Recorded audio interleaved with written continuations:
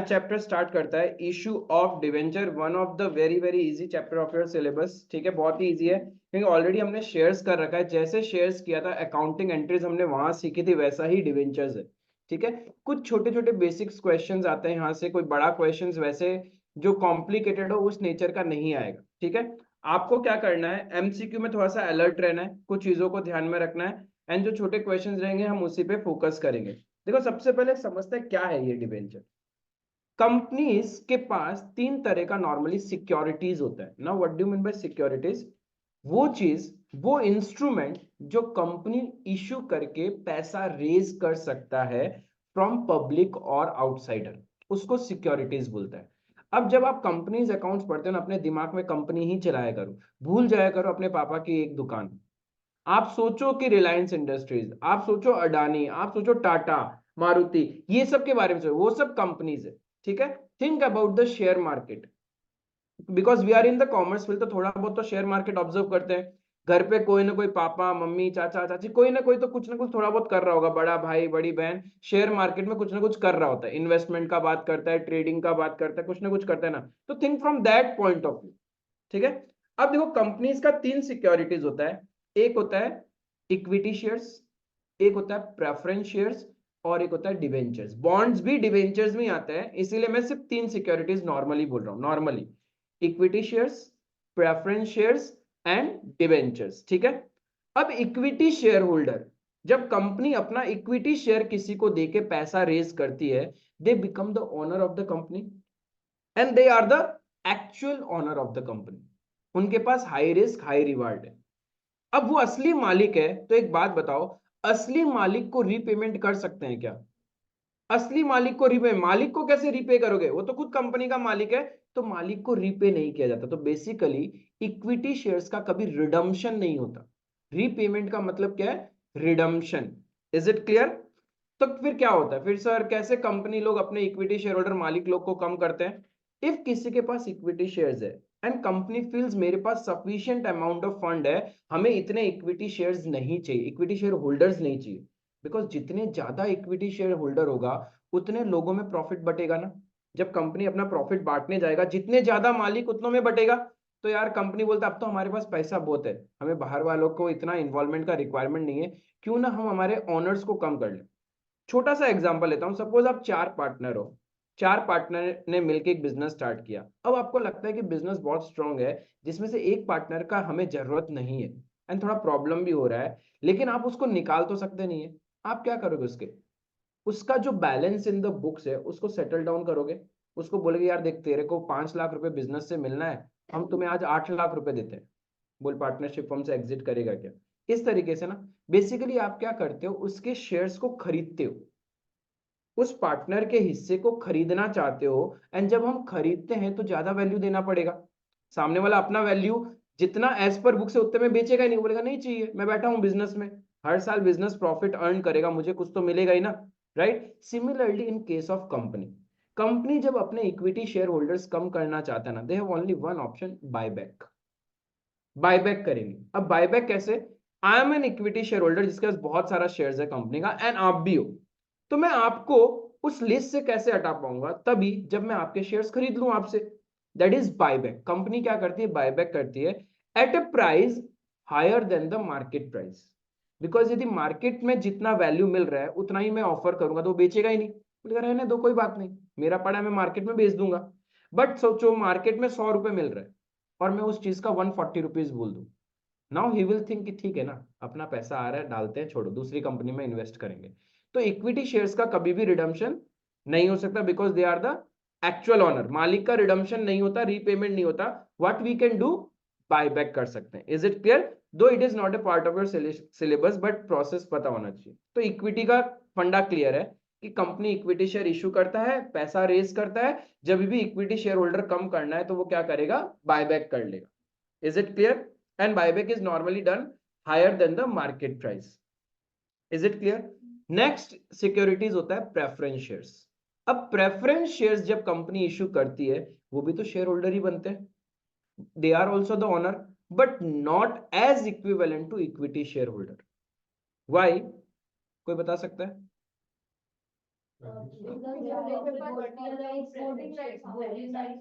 Voting rights नहीं होता है।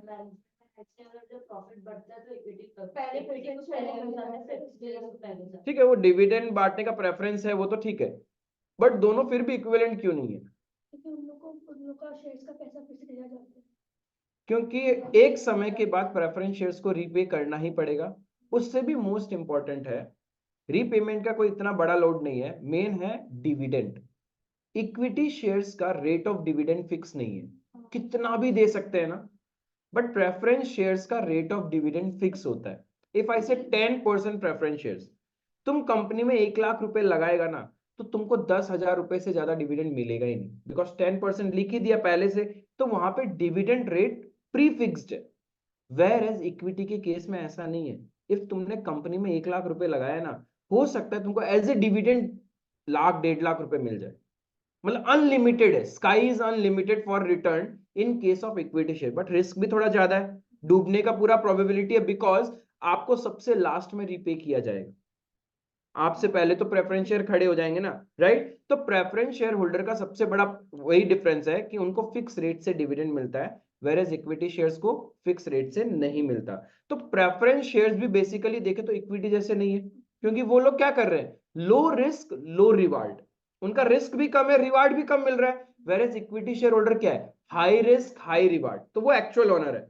प्रेफरेंस शेयर होल्डर को भी ऑनर बोलते हैं, but they are not the actual owner of the company. इसीलिए after a fix period of time हम लोग को उनको रीपे करना ही पड़ेगा। इसीलिए प्रेफरेंस शेयर्स का रिडम्पशन होता है, जब भी कोई सिक्योरिटीज को after a fix period of time repay करना पड़े, इसको हम लोग बोलते हैं रिडम्पशन, राइट? बट कोई भी सिक्योरिटीज को फिक्स पीरियड के बाद रीपे नहीं करना, कंपनी का मर्जी है, तब हम लोग रिडम्पशन नहीं करते, फिर क्या कर रहे हैं, बायबैक कर रहे हैं। Is it clear? तो इक्विटी और प्रेफरेंसेस समझ में आ रहा है। कंपनी जब अपना इक्विटी शेयर या प्रेफरेंस शेयर इशू करता है, the holder of such securities are the owner of the company. ठीक है, यानी कंपनी को पैसा रेज करना है तो भाई सिक्योरिटीज दो और उनको मालिक बनाओ। ये तो बहुत खतरनाक है, मालिक किसको किसको बनाएगा? बट कंपनी बोलता है नहीं यार, मेरे को ऑनर्स नहीं बनाना। ऑनर बनाने से बहुत इन्वॉल्वमेंट हो जाता है उनका बिजनेस में, फिर प्रॉफिट प्रॉफिट भी बांटना पड़ता है, टेंशन वाला बात बहुत है। नॉर्मल बोरोइंग्स करना है, मुझे नॉर्मल बोरोइंग्स करना है, तो नॉर्मल बोरोइंग्स करना है तो बैंक के पास जाओ, बैंक को बोलो मुझे पैसा चाहिए बिजनेस के लिए, बैंक बोलेगा ले लो, बैंक बोलेगा अगेंस्ट दैट सिक्योरिटीज प्लेस करो। कुछ ना कुछ एसेट मॉर्गेज रखना पड़ेगा ना, आप लैंड एंड बिल्डिंग रखोगे, प्लांट एंड मशीनरी रखोगे, स्टॉक रखोगे, कुछ तो रखोगे, तब जाके बैंक आपको लोन देगा। बट हमारे बिजनेस में तो एसेट्स लिमिटेशंस है, सारी एसेट्स ही मॉर्गेज रख देंगे तो बाकी इन्वेस्टर्स बोलेंगे छोड़ो इस कंपनी में इन्वेस्ट ही नहीं कर। तो क्या करें? तब फिर एक जुगाड़ निकला, बोलता क्यों ना हम एक नई सिक्योरिटीज बनाएं, जहां पे हम बैंक के पास नहीं जाएंगे पैसा मांगने, हम जाएंगे पब्लिक के पास। पब्लिक को बोलेंगे पब्लिक तुम हमारी कंपनी में इन्वेस्ट करो as a borrowings. Public you invest into our company as a borrowings, in return we will pay you fixed interest। हर 6 महीने में या हर 1 साल में, देखो बैंक से लोन लेते तो बैंक को भी इंटरेस्ट देना पड़ता, बट वहां पे थोड़ा फॉर्मेलिटीज ज्यादा है। हमने बोला public you invest into our company, आप हमें बोरोइंग्स दो, उसके बदले में हम आपको इंटरेस्ट देंगे। तो पब्लिक बोलता है ओके फाइन, हम आपको बोरोइंग्स देते हैं, लेकिन व्हाट इज द प्रूफ कि हमने आपको बोरोइंग्स दिया? आप एक पेपर में लिख के दोगे ना कि इस डेट में आपने हमसे बोरोइंग्स लिया है, इस रेट ऑफ इंटरेस्ट से आप लोग हमें इंटरेस्ट दोगे, एंड इस पीरियड के बाद आप हमारा पैसा रिटर्न कर दोगे। कुछ तो लिखा हुआ होना पड़ेगा ना, इट्स अ बोरोइंग्स, तो एक डॉक्यूमेंट तो बनाना पड़ेगा ना। That document is known as debentures. Basically debenture एक सिक्योरिटी, एक डॉक्यूमेंट है जो इश्यू करके कंपनी क्या करता है, पब्लिक से बोरोइंग करता है, nothing more than that. Clear है? तो this is the third securities of the company, debenture. तो बेसिकली कंपनी के डिवेंचर जिसके पास होते हैं, क्या वो कंपनी के मालिक है क्या? क्योंकि हमने क्या बोला, बोरोइंग्स कर रहे हैं, तो basically they are the creditors of the company, company को रीपे करना पड़ेगा। एंड जिससे भी हम बोरो करते हैं एक समय के बाद तो रीपेमेंट करना ही है ना। एंड एक बात बताओ, रीपेमेंट का कंडीशन फ्यूचर में डिसाइड होगा या जिस दिन आप बोरोइंग कर रहे हो उसी दिन डिसाइड हो जाएगा? क्योंकि बैंक से यदि आप लोन लेने जा रहे हो, आपको कितना ईएमआई देना है, कितना कैसे पे करना है, वो तो उसी टाइम डिसाइड हो जाता है ना, राइट? रेट ऑफ इंटरेस्ट वगैरह everything. So terms and condition related to issue and redemption are decided at the date of agreement. जिस दिन हम पब्लिक को डिबेंचर देंगे उसी दिन तो सब डिसाइड हो जाएगा। इसीलिए देखो चैप्टर का नाम क्या है, issue and redemption of debenture, not redemption. हम यहां पे रिडम्पशन करना नहीं सीखेंगे, रीपेमेंट करना डिबेंचर्स को नहीं सीखेंगे, but at the time of issue आपने जो रिडम्पशन का कंडीशन सामने वाले को बोला होगा उसका अकाउंटिंग हम आज ही कर लेंगे। अब रिडम्पशन का कंडीशन का अकाउंटिंग कैसे करेंगे, वो तो फ्यूचर में रीपे करना है। तो यहां पे क्या होता है, जब आप अपनी कंपनी का डिबेंचर दे रहे हो, लेट्स से सपोज 100 रुपए का डिबेंचर दे रहे हो, फ्यूचर में रीपेमेंट तो करना पड़ेगा। फ्यूचर में कितना रीपेमेंट करोगे, मैं बोलूं यार 90 रुपए में दे दूंगा आपको 5 साल के बाद में, चलेगा? ये मतलब वही वाला बात हुआ, आपसे एक दोस्त उधार लेने आता है, बोलता है कितना चाहिए, मैंने बोला यार एक बार 10,000 रुपए का लोन दे दो ना। ठीक है, तुम दे देते हो, तुम बोलते हो वापस कब करेगा, हम बोलते हैं 2 महीना बाद दे देगा। बोलता है ओके कितना देगा, हम बोला 9,900 रुपये ले लेना। तुम देगा क्या, कोई हालत में नहीं देगा ना, राइट? अब सपोज मैंने क्या किया, बोरोइंग्स चाहिए मुझे, ठीक है, मेरे पास एक एसेट है, मेरा फोन है 50,000 का, मैंने बोला यार ये मॉर्गेज रख ले, मेरे को पैसा दे दे 50,000। बोलता 50,000 तो नहीं देगा, हम बोला तुम 30,000 दे दे। 50,000 का एसेट दे रहा हूं, उसके बदले में I am asking for 30,000। Okay done, ले लो, 30,000 का तुमने मुझे बोरोइंग्स दे दिया। अब रीपेमेंट के डेट में वापस कितना करना पड़ेगा, 50,000 पूरा का पूरा एसेट का वैल्यू, पूरा का पूरा 50,000, बिकॉज वहां पे मुझे ज्यादा जरूरत थी, तब मैंने बोला 50,000 का सिक्योरिटीज लो, उसके बदले में 30,000 दो, चलेगा, कोई दिक्कत नहीं। That was my call. मैं 50,000 के एसेट के अगेंस्ट में 30,000 लेने को रेडी था, लेकिन जब रीपेमेंट करने जाऊंगा ना, जितना उस एसेट का वर्थ है उसके नीचे रीपेमेंट नहीं एक्सेप्ट करोगे। Same goes for debentures. जब कंपनी अपना 100 रुपए का डिवेंचर्स आपको देती है, आपका कॉल है, कंपनी बोलती है मैं अपना 100 रुपए का डिवेंचर आपको 80 रुपए में दे रहा हूं, ठीक है, तुमने 100 रुपए का डिवेंचर ले लिया और कंपनी को 80 रुपए का बोरोइंग्स दे दिया। आई एम द कंपनी, मैंने आपसे 80 रुपीज का बोरोइंग्स लिया, लेकिन अगेंस्ट में डिवेंचर कितने का दिया, 100 रुपए का। अब फ्यूचर में जब मुझे रीपेमेंट करना होगा, कितना करना होगा? अब लॉजिकली सोचे तो ऐसा लग रहा है भैया आपने तो 80 रुपए का ही बोरोइंग्स लिया था हम लोगों से, तो 80 रुपीज रीपे करूंगा। नहीं, मैंने आपको कितना रुपीज का डिवेंचर दिया, 100 रुपए। वो तो मेरे को जरूरत था पैसे का इतना ज्यादा, तब मैंने बोला यार रखो 100 रुपए का डिवेंचर लो, कम से कम 80 रुपए तो दो मुझे borrowings. That was my call. लेकिन रिटर्न में आप कितना लोगे वापस, 100 रुपए। यानी जितने रुपए का एसेट, जितने रुपए की सिक्योरिटीज होती है, उसके नीचे का रीपेमेंट हम कभी एक्सेप्ट ही नहीं करते। हमने बोला था कि आप कम पैसा लो, that was your company's reputation कि आपको मार्केट में कोई उधार दे ही नहीं रहा था। हम दे तो रहे थे कम से कम 20 रुपए कम आपको, तो आपको रखना है तो रखो, वरना आपका कॉल। आई बात समझ में? तो हम नीचे कभी नहीं जा सकते, नीचे कभी भी नहीं जाएंगे। जितने का सिक्योरिटीज है एटलीस्ट उतना रीपेमेंट करना ही पड़ता है, उसके अलावा तो नहीं होगा। Is it clear? अब ऐसा भी तो हो सकता है कि मैंने आज आपको 100 रुपए का डिवेंचर्स दिया, ठीक है, और 100 रुपए ले लिया, और मैं बोलता हूं फ्यूचर में मैं आपको 120 रुपए रिटर्न करूंगा। At the time of issue ही तो सब बताना पड़ेगा ना कि फ्यूचर में कितना पैसा मिलेगा। जितना रुपए का डिवेंचर होता है, क्या उससे नीचे मैं कभी पे कर पाऊंगा क्या? Never ever. क्योंकि नीचे का तो कोई सवाल ही नहीं हो रहा। ये तो वही वाला बात हो गया, 10,000 का उधारी लिया और 9,900 रीपे करने का बात कर रहे हो, नहीं, 10,000 मिनिमम। यानी that is the face value of debenture, जितना है उतना तो मुझे कम से कम रीपे करना पड़ेगा। अब मैं बोल रहा हूं उससे ज्यादा दूंगा, अब बोले वेरी गुड, क्या टेंशन है, ज्यादा तो हम रख ही लेते हैं, थोड़ा और दे दो। ऐसा क्यों करती है कंपनी? ऐसा तब करती है जब कंपनी को अट्रैक्ट करना होता है इन्वेस्टर्स को। इन्वेस्टर को ऐसा लगेगा यार आज मैं 100 रुपए इन्वेस्ट कर रहा हूं, हर साल मुझे इंटरेस्ट भी मिलेगा, वेरी गुड, एंड 4 साल 5 साल बाद 20 रुपए एक्स्ट्रा भी मिलेगा, बहुत अच्छा, इन्वेस्ट कर देते हैं इस कंपनी में। आई बात समझ में? इन्वेस्टर को अट्रैक्ट करने के लिए। क्लियर है? अब ये 20 रुपए मुझे एक्स्ट्रा पे करने आपको कब? After a period of 5 years, let's assume after a period of 5 years मुझे क्या करना है, रीपे करना ही करना है आपको। अब ठीक है, 5 साल बाद 20 रुपए एक्स्ट्रा देना है, और ये बात आपको कब पता है? आज ही जब मैं आपको डिबेंचर्स दूंगा और पैसे लूंगा, मुझे तो आज ही पता है ना। तो प्रूडेंस कंसेप्ट क्या बोलता है? Anticipate all future expenses and losses and ignores income and gain. Today, you know that you have to pay an extra amount of 20 rupees after a period of 5 years. 5 साल बाद जब आपको पता ही है 20 रुपए एक्स्ट्रा देना है, and this is a loss for you.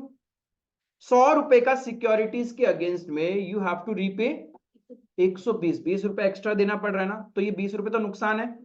तो लॉसेस क्या करें, आज ही बुक्स में रिकॉर्ड कर लेंगे. अब तुमने मुझे 100 रुपए का उधार दिया, राइट? अब मेरे हाथ में 100 रुपए आ गया, मैंने उसके बदले में तुम्हें सिक्योरिटीज दे दिया, डिबेंचर्स. अब ये 100 रुपए हाथ में आया, मेरे को लगा यार सारा पैसा कंपनी में खर्चा कर देता हूँ.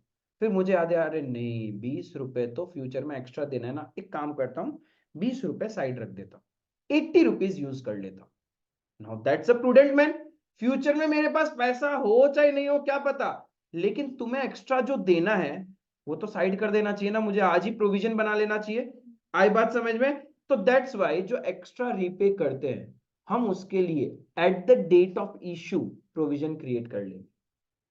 This is the new concept you have to learn. इसीलिए चैप्टर का नाम है issue and redemption of debenture. यहां कोई रिडम्पशन करना नहीं सीखेंगे.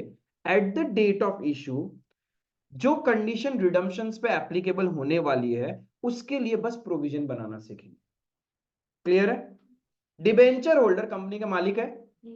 दे are the creditors of the company. उन्होंने कंपनी को उधार दिया. देखो, नॉर्मली क्रेडिटर हम किसको बोलते हैं? जो गुड्स देता है हम लोग को. The person from whom we buy goods on credit is known as creditor. But यहां पे हम गुड्स नहीं खरीद रहे, हम क्या कर रहे हैं? पैसा ले रहे हैं. तो बेसिकली ऐसे बोल दिया creditor, and they are known as the long term creditors of the company. क्योंकि कोई भी कंपनी डिवेंचर 4 मंथ 6 मंथ्स का बोरोइंग्स के लिए नहीं इश्यू करेगा. इतना फॉर्मेलिटीज करके यदि 4 मंथ 6 मंथ्स के लिए बोरोइंग करना है, better was to go with the bank. उनसे ओवरड्राफ्ट फैसिलिटी ले लेते, उनके पास कुछ एसेट मॉर्गेज रख के ले लेते, शॉर्ट टर्म लोन ही लेना है तो किसी और से ले लेते. इतना तामझाम क्यों किया? बिकॉज हमें पता है जब हमें पब्लिक के पास पहुंचना होता है तो बहुत सारा फॉर्मेलिटीज है. सबसे बड़ा फॉर्मेलिटीज तो प्रोस्पेक्टस, फिर अंडर राइटर को लेके आओ, फिर मार्केट में हवा फैलाओ कि यार हम डिवेंचर्स लेके आ रहे हैं, कंपनी बहुत अच्छी है, आप इसमें इन्वेस्ट करो. इतना मेहनत करने के बाद बोरोइंग्स किसके लिए? क्या 6 महीना के लिए क्यों करेंगे? तो debenture basically issued for longer period of time, normally 3 years and 5 years तो कम से कम होता है. Is it clear? तो debenture holders are the long term creditors है. यहां तक क्लियर है? तो यहां पे अपने को क्या करना है? इश्यू करना है. अब मेरा सिक्योरिटीज है, माई debenture. Normally, in the absence of information, the face value of debenture is always assumed to be 100. Shares में हमने सीखा था, the face value of equity share is assumed as 10. Face value of preference shares is assumed as 100. ठीक है? Whereas face value of debenture is assumed as 100. हमेशा, always. Market का कोई भी डिवेंचर उठा के देख लेना, डिवेंचर्स उठा के देख लेना, आपको फेस वैल्यू उसका 100 दिखता है. 100 दिखेगा या उससे कम. अब एग्जाम पॉइंट ऑफ व्यू कुछ भी बनाना है बना लो, 20 रुपए का, 50 रुपए का, 500 रुपए का, 1000 रुपए, उससे फर्क नहीं पड़ता. Is it clear? But normally the face value of debenture is 100. अब मेरा कंपनी, मेरा सिक्योरिटी, मैं जितने में इश्यू करूं, आपको कोई प्रॉब्लम? मैंने आपको 100 रुपए का डिवेंचर दिया और 100 रुपए का लोन ले लिया आपसे, माई कॉल. इसको बोलते हैं issue of debenture at par. मेरा सिक्योरिटीज है, मैंने आपको दिया 100 रुपए में, बट उसके बदले में मैं आपसे 130 रुपए ले रहा हूं. आपको इन्वेस्ट करना है करो, मेरी कंपनी की रेपुटेशन बहुत हाई है. आप अकेले नहीं हो, आप जैसे लाखों लोग लाइन में खड़े हैं मेरी कंपनी में इन्वेस्ट करने के लिए. प्रीमियम में डिवेंचर तभी इश्यू हो सकता है जब कंपनी का गुडविल मार्केट में बहुत हाई है, किसी को डाउट ही नहीं है. जैसे टाटा, सबको पता है पैसा कहीं नहीं जाएगा, ठीक है. बट अडानी में हाथ डालने जाता तो डर लगता, फिर हिडनबर्ग जैसा कोई आ गया तो मार्केट को फ्लक्चुएट करवा देगा. तो वहां अभी तक श्योरिटी नहीं है, बिकॉज वो थोड़ा मैनिपुलेटिव शेयर्स है, थोड़ा सा पॉलिटिकल बैकग्राउंड की वजह से चल रहा है, बहुत सारी कहानियां हैं. But there are an number of companies जिस पे भरोसा है, गुडविल है उन कंपनीज का. वो कंपनी को पता है यार हम मार्केट में निकलेंगे ना, अपना नाम भी दे देंगे किसी को, खत्म, लोग आके आएंगे आएंगे लाइन में खड़े हो जाएंगे, राइट? तो जिस कंपनी का रेपुटेशन मार्केट में बहुत हाई होता है, वही कंपनी अपने डिबेंचर्स को प्रीमियम में इश्यू करता है. अब इन्वेस्टर का कॉल है, भाई तुमको देना है तो दो. तो इन्वेस्टर सोचता है ठीक है ना भाई, ₹25 एक्स्ट्रा ले रहा है, ₹30 एक्स्ट्रा ले रहा है, लेने दो आज, इंटरेस्ट तो देगा time to time, and plus पैसा तो नहीं डूबेगा। आपने लालच के चक्कर में किसी ऐसा कंपनी में इन्वेस्ट कर दिया जो 2-5 साल में पेपर से साफ, फिर क्या करोगे? बेटर टू सिक्योर्ड वे में। दो तरह का इन्वेस्टर होता है, लो रिस्क लो रिवार्ड। बोलता है ना भाई रात को नींद अच्छा आना चाहिए, ऐसे नहीं हम रात को सो रहा है टेंशन में वो कंपनी जिंदा रहेगा या नहीं रहेगा, सवेरे उठा न्यूज़पेपर देखा, न्यूज़ देखा, गया वो क्रैश होना स्टार्ट हो गया, आपका दिल का धक धक धक धक स्टार्ट हो जाएगा, सारा सेविंग्स दे दिया था, इतना पैसा लगाया था। और एक होता है कोई बात नहीं, लेट्स टेक अ रिस्क, 10 का 10 लाख बनाना ही अब तो मार्केट में। तो वो डिफरेंट टाइप के इन्वेस्टर्स है, बट नॉर्मली डिवेंचर्स में सिर्फ सिक्योर्ड इन्वेस्टर ही घुसते हैं। डिवेंचर्स के अंदर में अनसिक्योर्ड, मतलब जिसको हाई रिस्क हाई रिवार्ड चाहिए, वैसे वाले इन्वेस्टर नहीं घुसेंगे। वैसे वाले इन्वेस्टर इक्विटी शेयर्स में घुसते हैं, ठीक है। फिर मार्केट में और भी सारी चीजें होती है, फ्यूचर्स एंड ऑप्शंस वगैरह, फिर वो सब करते हैं जहां पे उनको रातों रात अमीर बनना है, लखपति करोड़पति बनना है, वो सारा कहानी करेंगे। But normally debentures are secured, इसमें डूबने का डर नहीं होता। समझ में आया? ₹100 का सिक्योरिटीज मैं आपको ₹130 में दे रहा हूं, दे सकता हूं, इट वॉज माई कॉल, मेरा सिक्योरिटीज है। ₹100 का डिवेंचर है, मैं बोल रहा हूं प्लीज मुझे पैसा उधार दे दो। बोलता है कितना दे? मतलब 100 तो दो कम से कम, 100 का सिक्योरिटीज रख रहा है। बोलता है ना, मार्केट में आपकी इतनी रेपुटेशन नहीं है, आपको कोई लोन देगा ही नहीं, आप जाओ घूमो। मैंने बोला अच्छा ठीक है, 100 का सिक्योरिटीज है, 80 तो दे दो। ठीक है 80 ले लो, फ्यूचर में आपको रिटर्न कितना करना पड़ेगा? कम से कम 100, उससे नीचे तो मैं दूंगा नहीं। तो डिवेंचर्स को मैं डिस्काउंट में इशू कर रहा हूँ, 100 का डिवेंचर 80 में, yes it can be done. ये वो कंपनियां करती है जिनको फंड की बहुत रिक्वायरमेंट है and they want to attract the investors. But over excess discount में दिया हुआ डिवेंचर्स इज अ डाउटफुल, कि वो कंपनी का मकसद क्या है, इतना डिस्काउंट में क्यों दे रही है मुझे, ठीक है। मार्केट से भी भयंकर ज्यादा डिस्काउंट, कहीं ऐसा तो नहीं आज पैसा उठाया और लक्ष्मी चिट फंड गायब भी हो सकती है, कुछ भी हो सकता है। तो बहुत सोच समझ के इन्वेस्ट करना होता है। हाईली डिस्काउंटेड डिवेंचर्स भी काम का नहीं है, बिकॉज वहां पे इंटेंशन ऑफ द कंपनी शायद हो सकता है कि दूसरे लोग तो फेथ नहीं कर रहे, पब्लिक को बेवकूफ बनाया, उनसे पैसा उठाया, अब चलो भाड़ में। हाँ कंपनी सारी रजिस्टर्ड होती है, क्यों नहीं हो सकता? गायब कैसे होता है? मतलब loss making company continuous loss करेगा तो पैसा चुकाएगा कहां से? डिफॉल्ट करेगा, ठीक है। डिफॉल्ट करने के बाद आप ज्यादा से ज्यादा क्या करोगे? कोर्ट केस करोगे। इंडियन कोर्ट केस आपको पता है हालत, डेट पे डेट जाएगा, उधर से वो आएगा, एट द एंड नहीं है, बेच दो, सेपरेट लीगल एंटिटी, कंपनी की एसेट्स लगभग रहेगी नहीं बुक्स में, तो आप बेचोगे क्या? बेच के पैसा रिकवर कैसे करोगे? और भी हो सकता है कि आपको तो मामू बनाया बनाया, इससे पहले बैंक को भी बना चुके थे मॉर्गेज रख के। यदि सारी एसेट्स मॉर्गेज रख के पहले ही लोन ले चुके, तो पैसा आपको कहां से चुकाएंगे? उस तरीके से कहानी चलती है। इन्वेस्टर इसी तरीके से ट्रैप होता है, बिकॉज इन्वेस्टर को सारी कहानी तो वैसे ही नहीं पता होती है। There are hardly investor who understand how to read financial statements and पीछे का लॉजिक, कि कंपनी के बैकग्राउंड को चेक करे, पूरा रिसर्च करे, उसके बाद। बहुत रेयरली है, आधे से ज्यादा जो इन्वेस्टर्स है वो मार्केट की हवाबाजी में चलते हैं। मैंने कुछ बोला, तुमने कुछ सुना, वही दो मसाला लगा के तुमने बोला, किसी को आगे बोला, इसी तरीके से मार्केट चल रहा है। न्यूज देखोगे सवेरे सवेरे, उधर से उसने ज्ञान दिया, अब हमें नहीं पता उनको फंडिंग किया गया है, पैसा दिया गया कि आप हमारी कंपनी का नाम बोलो। कुछ भी हो सकता है, कुछ भी हो सकता है, नहीं भी हो सकता है, बट स्टिल हम तो दूसरे ब्रेन से ही चल रहे हैं ना। जो इंसान खुद के ब्रेन से चल रहा है, रिसर्च करके कर रहा है, वो सक्सेसफुल हो रहा है। But 60 to 70% of investors they don't know how to study the financial statements. इसी के लिए हम लोग को कॉमर्स वाला का जरूरत पड़ता है ना, क्योंकि आधे लोग तो ऐसे ही इन्वेस्ट कर देते हैं, फिर वो हम लोग के पास आते हैं ज्ञान लेने के लिए, इस कंपनी में दे या नहीं दे। फिर हम रिसर्च करते हैं, रेशियो एनालिसिस करते हैं, कैश फ्लोज देखते हैं उसके, जो तुम लोग नेक्स्ट फ्यू चैप्टर्स करोगे। वो सब करने के बाद, पुराने पास्ट ईयर्स की कंपेरेटिव कॉमन साइज बनाने के बाद, फिर आप डिसाइड करते हो नहीं यार ये कंपनी में दम तो है, आज परफॉर्म नहीं कर रही, बट कंपनी के बेसिक्स को चेक करें तो कंपनी में बात है, कंपनी के मैनेजमेंट में वो बात है, इंटेंशन खराब नहीं है इस कंपनी का, एक टाइम में टर्न अराउंड कर जाएगी। हाँ हो सकता है आज समय खराब है, अच्छा परफॉर्म नहीं कर रही, माइट भी फ्यूचर में करने लगे। तो इस तरीके से अपन करते हैं, ठीक है। So debentures can be issued at par, premium, discount कर सकता है ना, कोई दिक्कत नहीं। लेकिन एक बात बताओ, जब हमने शेयर्स पढ़ा था, can shares B issued at discount? Never ever. Shares तो मालिक है भाई, मालिक लोग को सस्ते में दे रहे हो, कंपनी बोलता है मामू बनाओगे बाहर वालों को, तुमने मालिक बनाए हैं सस्ते में, यानी तुम खुद ही कंपनी हो, तुम खुद ही मालिक हो, अपने आप को सस्ते में दे रहे हो, मतलब बाहर वाले को तो पैसा डुबा के रहोगे तुम।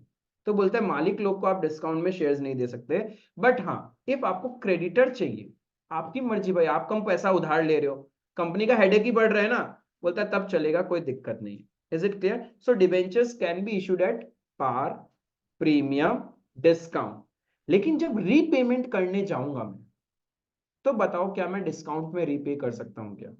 फेस वैल्यू से नीचे तो हम कभी रीपे करेंगे ही नहीं, करेंगे तभी भी सामने वाला एक्सेप्ट नहीं करेगा। वो बोलेगा भैया मेरे पास तो 100 रुपए का डिबेंचर है ना, इससे नीचे तो मैं 1 रुपए नहीं लूंगा, इससे ऊपर आपको जितना देना है दे दो, इतना दोगे तभी भी ले लूंगा। लेकिन 999 भी आप बोलोगे ना, या 99 रुपीज भी आप बोलोगे, मैं नहीं लूंगा आपसे, आप किसी और को बेच दो अपने डिवेंचर। आई बात समझ में? So debentures can never be redeemed at discount, it can be redeemed at par और एट प्रीमियम। क्लियर है? तो इस चैप्टर में जो मोस्ट इंपॉर्टेंट क्वेश्चन है वो यही है, इश्यू के साथ रिडम्पशन का कंडीशन दिया हुआ रहेगा कि फ्यूचर में आप कैसे रीपेमेंट करने वाले हो, फ्यूचर में पार में रीपेमेंट करोगे या प्रीमियम में रीपेमेंट करोगे। इफ फ्यूचर में पार में रीपेमेंट कर रहे हो तो आज प्रोविजन बनाना है क्या? जरूरत ही नहीं है। 100 रुपए का डिबेंचर, यदि फ्यूचर में हम 100 रुपए देने वाले कुछ एक्स्ट्रा रीपे करेंगे क्या? नहीं, तो प्रूडेंस आता ही नहीं है। लेकिन फ्यूचर में हम प्रीमियम में रीपेमेंट करने वाले हैं, then as per the prudence concept हम लोग को पैसा साइड कर लेना चाहिए, तो हम लोग उसका प्रोविजंस बनाएंगे, मतलब बेसिकली रिजर्व बना के छोड़ देगा। आई बात समझ में? ठीक है। अब देखो डिबेंचर है, ये भी एक सिक्योरिटी है, मैंने आपको दिया और आपसे पैसा ले लिया, एक तरीका ये है। दूसरा तरीका क्या है, मैंने आपसे एक मशीन खरीदा, मशीनरी खरीदा, और उसके बदले में डिबेंचर दे दिया। बात तो एक ही है, मेरे लिए तो as a company, for me, मेरा सिक्योरिटी तो एसेट ही है ना। एंड बार्टर सिस्टम अपन कर सकते हैं, शेयर्स में भी तो किया था कि मैं आपसे आपका मशीनरी खरीद रहा था और उसके बदले में शेयर्स दे रहा था, मैं आपसे आपका बिजनेस एक्वायर कर रहा था और उसके बदले में आपको शेयर्स दे रहा था। Same thing goes for the debenture also, if you are agreed to it. आप बोलते हो हाँ ठीक है चलेगा, क्योंकि इफ मैंने आपसे 10 लाख का मशीन खरीदा और रिवर्स में मैं आपको 10 लाख रुपए के डिबेंचर्स दे रहा हूं, एंड आप क्यों एक्सेप्ट करोगे? इंटरेस्ट भी तो मिलेगा। इफ मैं सिर्फ कैश ही देता तो आपको आज 10 लाख मिलता, अपना हिसाब क्लियर। लेकिन यदि डिबेंचर दे रहा हूं तो हर साल आपको इंटरेस्ट भी तो मिलता जाएगा, somewhere you are getting more than what you invested. आपने 10 लाख का मशीन दिया लेकिन आपको तो ज्यादा ही मिल रहा है ना over the period, that's why आप एक्सेप्ट कर लेते हो, हाँ ठीक है चलेगा। So we can give debenture, we can give debenture against consideration other than cash. जरूरी नहीं है एवरी टाइम आपके पास पैसा ही आए, आपने एसेट परचेज किया एंड वेंडर को आपने क्या किया, डिबेंचर्स दे दिया। Is it clear? तो एक बात मुझे बताओ, शेयर्स में जब कंसिडरेशन अदर देन कैश पड़ा था तो number of equity shares to be issued कैसे निकालते थे? By issue price, right? Face value नहीं था। सेम थिंग यहां पे भी है, कितना डिबेंचर इश्यू करना है कैसे डिसाइड करेंगे? जितना अमाउंट पे करना है divided by issue price of debenture. आई बात समझ में? तो कंसिडरेशन अदर देन कैश जो शेयर्स में था वही यहां पे, कैश जो वहां था वही यहां पे। क्योंकि कैश के लिए भी आपके क्या थे शेयर्स में, पहले एप्लीकेशन, फिर एप्लीकेशन ट्रांसफर, फिर allotment, allotment receive, call, call receive, यही कहानी था। Same thing goes in debentures also, यही प्रोसेस है, प्रोसेस यही है। बट हम ये वाला नहीं करेंगे category, but not required for the exam point of view. अब डिबेंचर में नॉर्मली क्या होता है, पहला चीज फॉरफीचर नहीं होता, but there are certain questions या फिर कुछ कुछ बुक्स में उन्होंने फॉरफीचर का भी बना दिया, बट नॉर्मली डिवेंचर्स में फॉरफीचर का कहानी ही नहीं है। क्योंकि एक तो सामने वाला आपको लैंड कर रहा है, पैसा उधार दे रहा है, बोलता है तुम नेक्स्ट इंस्टॉलमेंट नहीं देगा, जैसे कि हमको जरूरत था एक बार 5,000, मैंने आपसे 5,000 ले लिया, ओके गुड, अब मेरे को 2,000 का और जरूरत है, मैंने आपने बोला 2,000 और दो, तुमने नहीं दिया, हम बोला पुराना वाला पैसा भी भूल जाओ। ये क्या बात हुआ? एक तो मदद मिला, ऊपर से ऐसा थोड़ी ना करेगा। Same thing in the case of debenture, मतलब ये फॉरफीचर का कहानी कभी डिवेंचर्स में होता ही नहीं है, बट स्टिल क्वेश्चन बनाया जा सकता है बिकॉज ये भी एक सिक्योरिटीज है। तो सिक्योरिटीज का इंस्टॉलमेंट होता है, एप्लीकेशन, अलॉटमेंट, कॉल। तो आपने एप्लीकेशन दे दिया, अलॉटमेंट दे दिया, कॉल नहीं दिया, तो कंपनी हैज अ पावर, वो टर्म्स एंड कंडीशन है कि वो फॉरफिट कर सकता है, बट प्रैक्टिकली नहीं होता। एंड प्रैक्टिकली ये जो लोन का अमाउंट है ना, ये इंस्टॉलमेंट में लिया ही नहीं जाता। जैसे मैंने शेयर्स में भी बताया था, ये application allotment call practical life में होता ही नहीं है। At the time of application आपसे सारा पैसा ले लिया जाता है। डिवेंचर्स में सारे क्वेश्चन हम जितने भी करेंगे इंस्टॉलमेंट वाले करेंगे ही नहीं, हम जो भी करेंगे at the time of application, उसी टाइम सारा पैसा ले लेगा company. Issue price of the debenture is collected at the time of application. जब complete issue price is collected at the time of application, then we open a joint account, application and allotment account. ठीक है, फिर से बोल रहा हूं, when complete issue price of debenture is collected at the time of application. जब आप debenture के लिए अप्लाई कर रहे हो तभी पूरा इश्यू प्राइस दे दोगे। जैसे कि सपोज 100 रुपए का डिबेंचर है, मैं आपको 120 रुपए में दे रहा हूं and you want to apply in my company. ठीक है, तो तुम कंपनी को कितना अभी दोगे एप्लीकेशन के साथ? 120 रुपए, 120 rupees. Complete issue price is taken at the time of application. मैं सारा पैसा अभी ले लूंगा 120 रुपए, मैंने अभी आपसे ले लिया, तो मैं एंट्री क्या करूंगा अपने बुक्स में? Bank account debit. अब पहले होता था शेयर एप्लीकेशन, अब ये शेयर्स नहीं है, क्या है?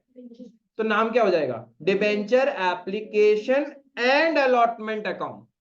बिकॉज मैंने पूरा पैसा ही एक साथ ले लिया ना, इसी के अगेंस्ट में या तो मुझे डिबेंचर देना है या फिर पैसा रिफंड कर देना है।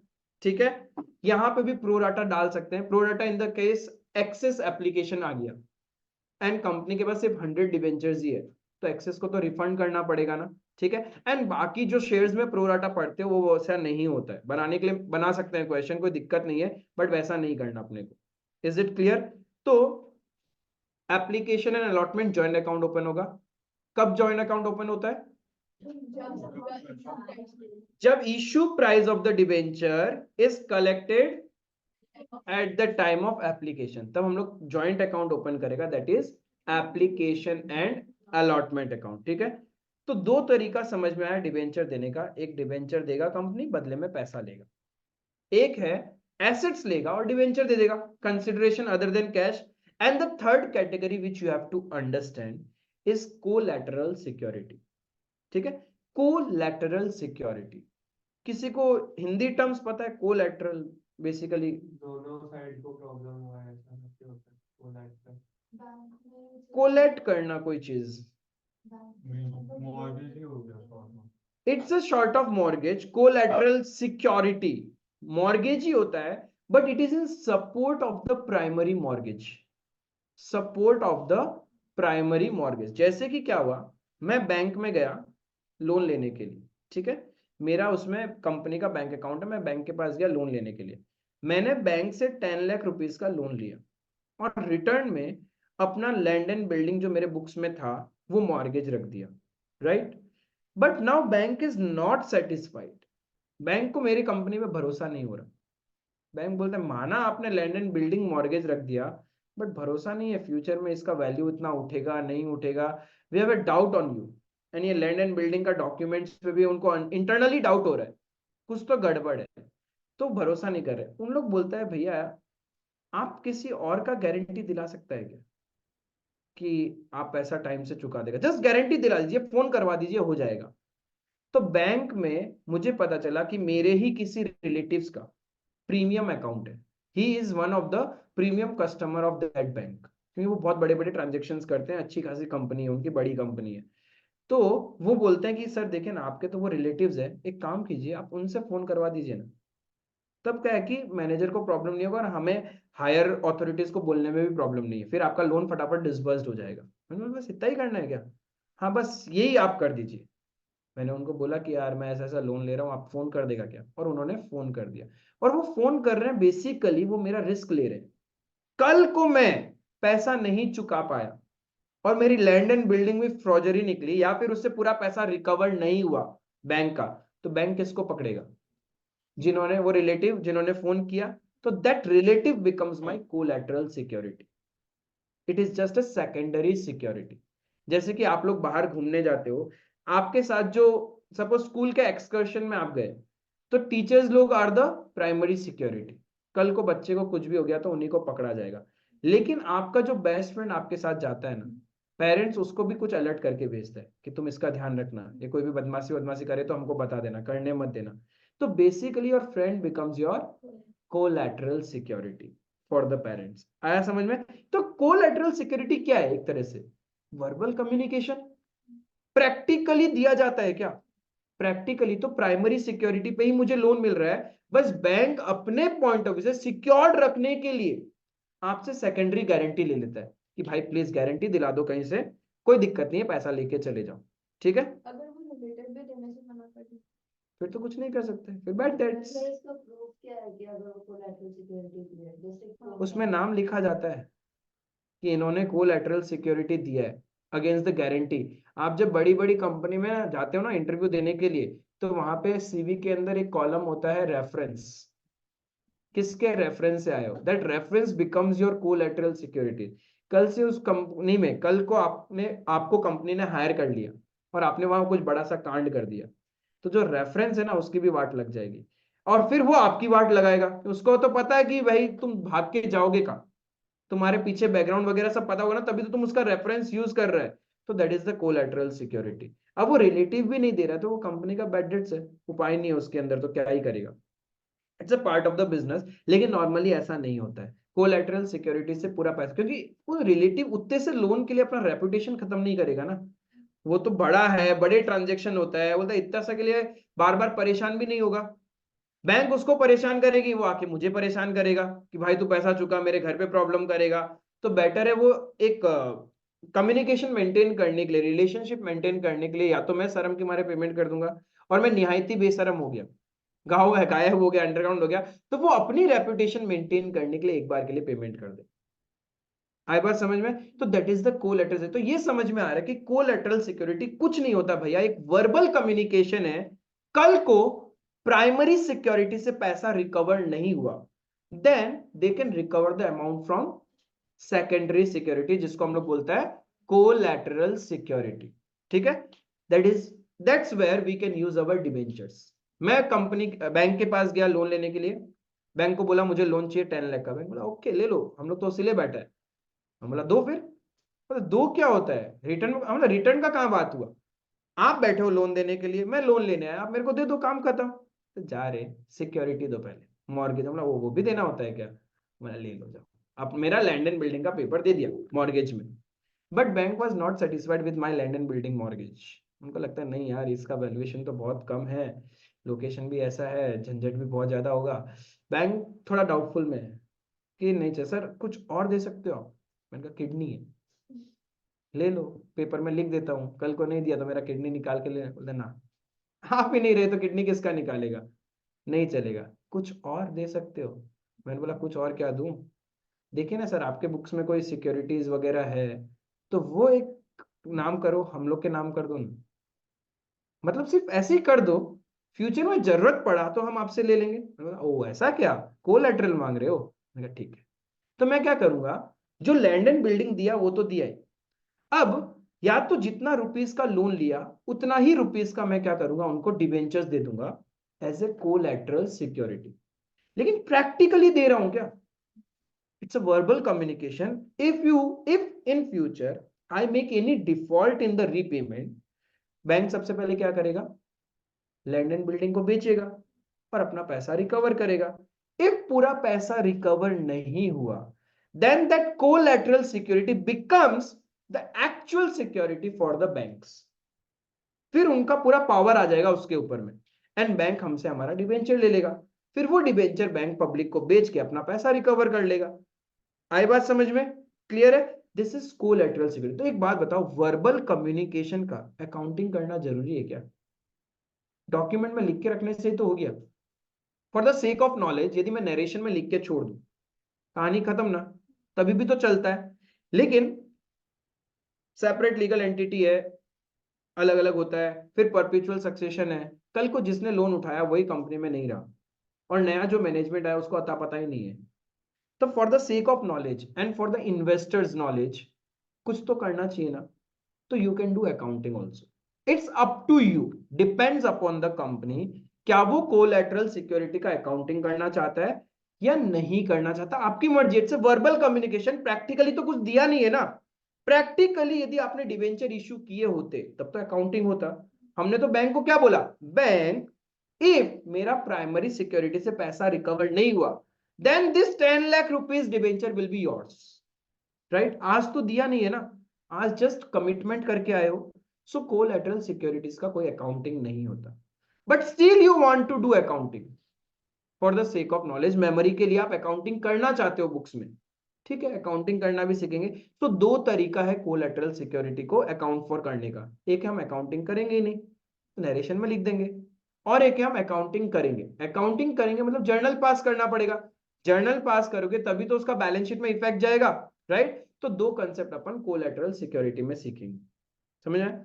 अभी एक कैटेगरी ऑफ क्वेश्चन करना है इशू के साथ रिडम्पशन। जब आप डिवेंचर इशू करोगे तब आपको पता होगा फ्यूचर में कितना रीपे करना है, तो वो अकाउंटिंग एंट्री। दूसरा, जब आप डिवेंचर्स दे रहे हो अदर देन कैश, सिक्योरिटीज के बदले में आपने क्या किया, मशीन खरीद लिया, बिल्डिंग खरीद लिया, या फिर बिजनेस एक्वायर कर लिया, वो सब किया, तो consideration other than cash. And the third category of question, जब आप लोग क्या कर रहे हो, डिवेंचर्स को as a collateral securities bank के पास मॉर्गेज रख दिया। आए बात समझ में, this is the third category of question. यहां से ही 90% कोई भी एग्जाम का क्वेश्चन आएगा तो वो इसी तीन कैटेगरी से आएगा। एक, जब आप क्या कर रहे हो, कैश में इशू कर रहे हो, एक कंसिडरेशन अदर देन कैश, और एक कोलैटरल सिक्योरिटी, इससे बाहर नहीं होता। अब कोलैटरल सिक्योरिटी हमने प्रैक्टिकली तो दिया ही नहीं है, कमिटमेंट है, तो क्या उस पर इंटरेस्ट देना पड़ेगा क्या? जब डिवेंचर हमारे बुक्स में लाइबिलिटी हुआ ही नहीं है, डिवेंचर हमारे बुक्स में लाइबिलिटी कब बनेगा? जब हम दे देंगे एक्चुअल में। अभी तो जस्ट कमिटमेंट किया है ना, तो कमिटमेंट पे इंटरेस्ट थोड़ी देना पड़ेगा, नहीं देना पड़ेगा। तो कोलैटरल सिक्योरिटीज में कभी भी इंटरेस्ट नहीं देना होता, लेकिन बाकी केस में तो हम इंटरेस्ट भी पे करेंगे ना। Is it clear? तो ये तीन कैटेगरी ऑफ क्वेश्चन से 90% एग्जाम में क्वेश्चन आता है, इससे बाहर नहीं। अब चौथा कैटेगरी क्या है फिर, every year you have to pay interest on debenture, every year you have to pay interest on debenture। if आपने पैसा बोरो किया है तो इंटरेस्ट तो देना पड़ेगा ना, इंटरेस्ट देंगे तो अकाउंटिंग करना पड़ेगा। अब समझना, जब आप इंटरेस्ट देते हो तो वहां किस कैटेगरी का क्वेश्चन आएगा, interest is an expense for the company, interest is an expense for the company. तो कंपनी डिबेंचर होल्डर को इंटरेस्ट दे रहा है, कंपनी अपने बुक्स में इंटरेस्ट कंसिडर कर लिया एज ए एक्सपेंस, प्रॉफिट कम हो जाएगा, राइट। डिबेंचर होल्डर के लिए इंटरेस्ट क्या है, इनकम। डिबेंचर होल्डर के लिए इनकम है, तो इनकम के ऊपर तो गवर्नमेंट को टैक्स मिलना चाहिए ना, इनकम के ऊपर गवर्नमेंट को टैक्स मिलना चाहिए। बट सोचो, debenture holder income tax return ही फाइल नहीं करे, इंडिया में डिबेंचर होल्डर ज्यादा है या कंपनीज ज्यादा है? Because debenture holder is public, public ज्यादा है या कंपनियां ज्यादा है? पब्लिक ज्यादा है। गवर्नमेंट किसको पकड़ सकता है? जो कम है उन्हीं को पकड़ सकते हैं ना, जो ज्यादा है उनको कैसे पकड़ोगे? भीड़ में हो जाते हैं बेचारे, दिखते ही नहीं है, किधर किधर छुप के बैठे हैं। लेकिन कंपनी छुप के बैठ ही नहीं सकती है, बिकॉज उनका रजिस्ट्रेशन हुआ होगा, रजिस्ट्रेशन हुआ है तो रजिस्ट्रार ऑफ कंपनीज में उनका नाम लिखा हुआ है, सारा पता है, एड्रेस है, नाम है, डॉक्यूमेंट सब कुछ, तो उन लोग तो भाग नहीं सकता है। यानी कंपनीज को ट्रैक किया जा सकता है, but not the debenture holder. Company तो एकदम साफ बोलता है मैंने इंटरेस्ट दिया है, ये देखो मेरा बैंक अकाउंट, मैंने तो डिसबर्स्ड किया है, मैं अपने बुक्स में एक्सपेंस क्लेम करूंगा। गवर्नमेंट बोलता है आप तो ठीक हो, हम आपको एक्सपेंस अलाउ भी करेंगे, उससे आपका प्रॉफिट कम हो जाएगा, एंड कम प्रॉफिट पे आप टैक्स दोगे मुझे। गवर्नमेंट बोलता है ओके। तो फिर गवर्नमेंट जाता है डिवेंचर होल्डर के पास, भाई आप लोग को इनकम मिला है, इनकम टैक्स रिटर्न फाइल करो, इनकम टैक्स भरो उस पे। बोलता है कौन सा इनकम टैक्स, पागल हो क्या, ये सब हम लोग को नहीं पता इनकम टैक्स रिटर्न विटर्न। इसलिए तो 140 करोड़ पॉपुलेशन में कितना ही रिटर्न फाइल होता है 7.5%। लैक्स में, ठीक है, करोड़ में, हाँ करोड़ में। तो सोचो कितना सा, इतना सा लोग अपने इनकम टैक्स रिटर्न को फाइल करते हैं।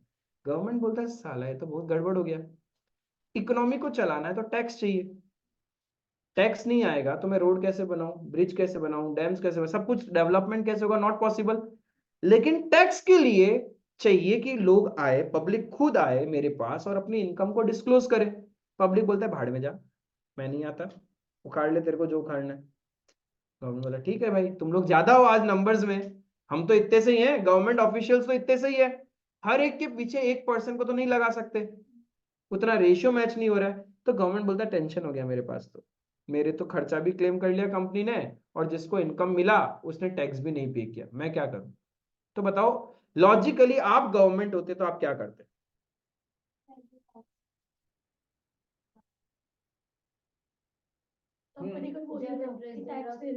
लॉजिकली दिमाग ऐसा बोल रहा है या नहीं बोल रहा? क्यों ना मैं कंपनी को ही बोल दूं, कंपनी तू टैक्स काट ले। कंपनी को तो पकड़ सकते हैं ना, डिबेंचर होल्डर को आप नहीं पकड़ सकते क्योंकि वो बहुत सारे हैं, बट कंपनी तो इतनी सी है, हम हर एक कंपनी को पकड़ सकते हैं, क्योंकि जब वो अपने बुक्स में इंटरेस्ट ऑन डिबेंचर बोल के एक्सपेंस क्लेम करेंगे, तो क्यों ना हम कंपनी को बोलते कंपनी जब जब तुम अपने डिबेंचर होल्डर को इंटरेस्ट पे करोगे उस पे एक सर्टेन अमाउंट टैक्स कट कर लेना और हमारे अकाउंट में डिपॉजिट कर देना।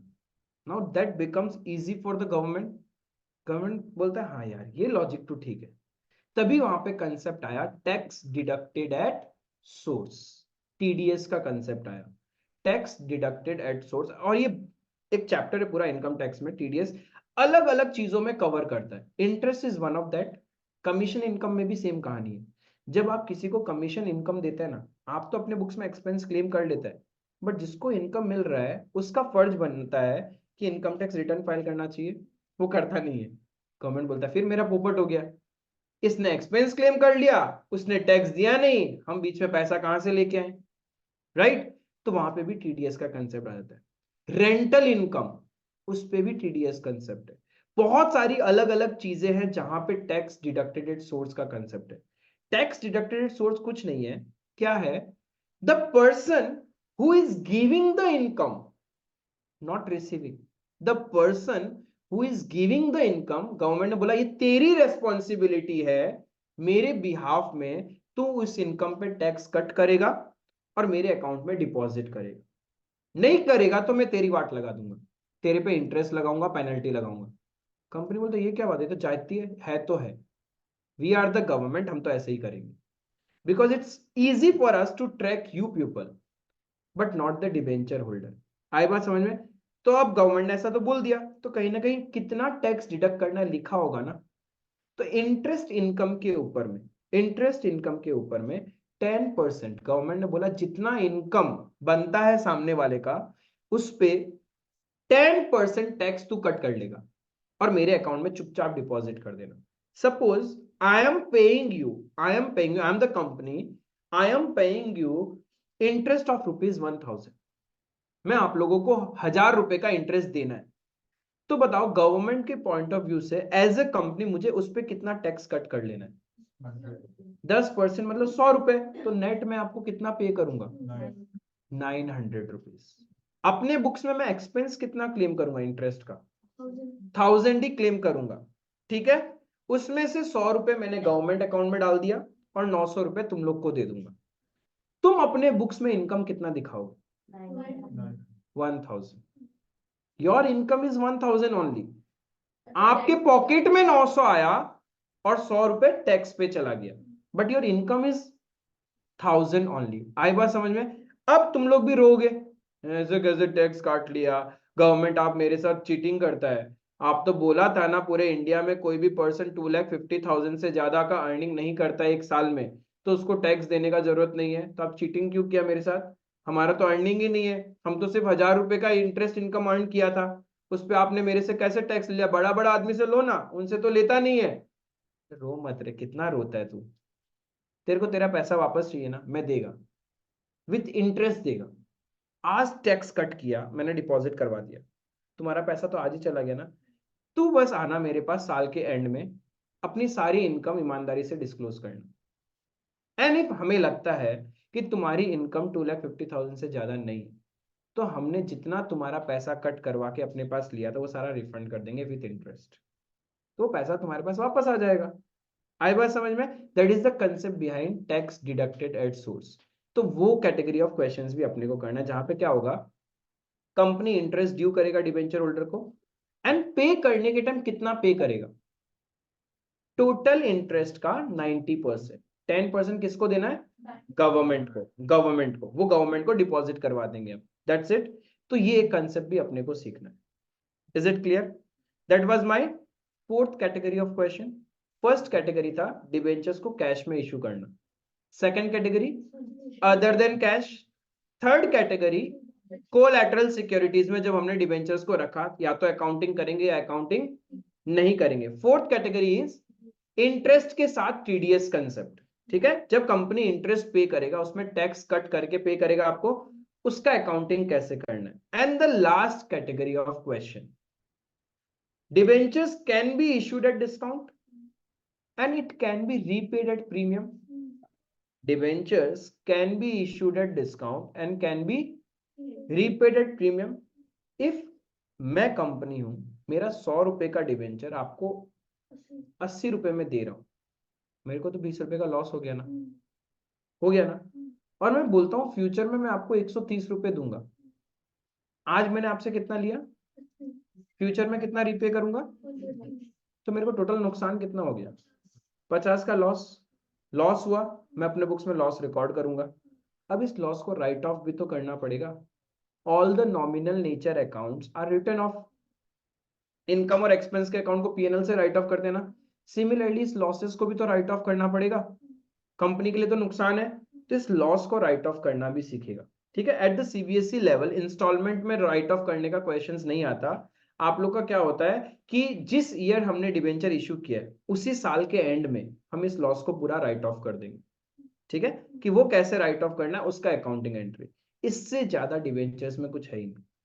वही एप्लीकेशन एंड अलॉटमेंट होगा, जर्नल एंट्री सेम। समझ में आया? पूरा कंसेप्ट क्लियर है डिबेंचर्स का। डिबेंचर होल्डर कंपनी के मालिक होते हैं क्या? उनको वोटिंग पावर मिलेगा क्या? उनका बायबैक होगा क्या? रिडम्पशन होगा। बायबैक नहीं होता है डिबेंचर होल्डर का, बायबैक नहीं होता, रिडम्पशन होता है। ठीक है, purchase from open market is a different concept, वो बायबैक नहीं है, वो भी कैंसलेशन करने के लिए ही होता है। यार बायबैक क्या होता खरीदना, तुमसे वापस हाई प्राइस देके मैं तुमसे खरीद लूंगा। बेसिकली हम तुमको रिडम्पशन नहीं कर रहा, रीपेमेंट नहीं कर रहा, तुम्हारा मर्जी से हम तुम्हारे शेयर्स को खरीद रहे हैं। और रिडम्पशन का मतलब होता है लॉ के द्वारा ऑब्लाइज्ड, रीपेमेंट करना ही पड़ेगा आपको, अब समय आ चुका है। आई बात समझ में? तो बेसिकली मैंने आपको नोट्स दिया था, उसमें नोट्स में देखो स्टार्टिंग के 3 पॉइंट्स में वही लिखा कि डिबेंचर क्या एक डेट इंस्ट्रूमेंट है issued by company to borrow money from general public. It includes bonds, debenture, stock, ये सब। बॉन्ड्स भी वैसा ही होता है, बॉन्ड्स भी एक डॉक्यूमेंट ही है जिसके बदले में कंपनी क्या करता है, पैसा बोरो करता है। And it can B deep discount bond और जीरो कूपन बॉन्ड। मतलब रेट ऑफ इंटरेस्ट नहीं होता बॉन्ड्स में, आपको इंटरेस्ट नहीं मिलता, लेकिन आपको होता क्या, 100 रुपए का बॉन्ड 50 रुपए में मिल जाएगा, फ्यूचर में आपको 100 रुपए मिलेगा। तो बेसिकली वो 50 रुपए over the period interest cover हो जाता है। ठीक है, लेकिन डिवेंचर्स में इंटरेस्ट होगा ही होगा। यहां तक क्लियर है?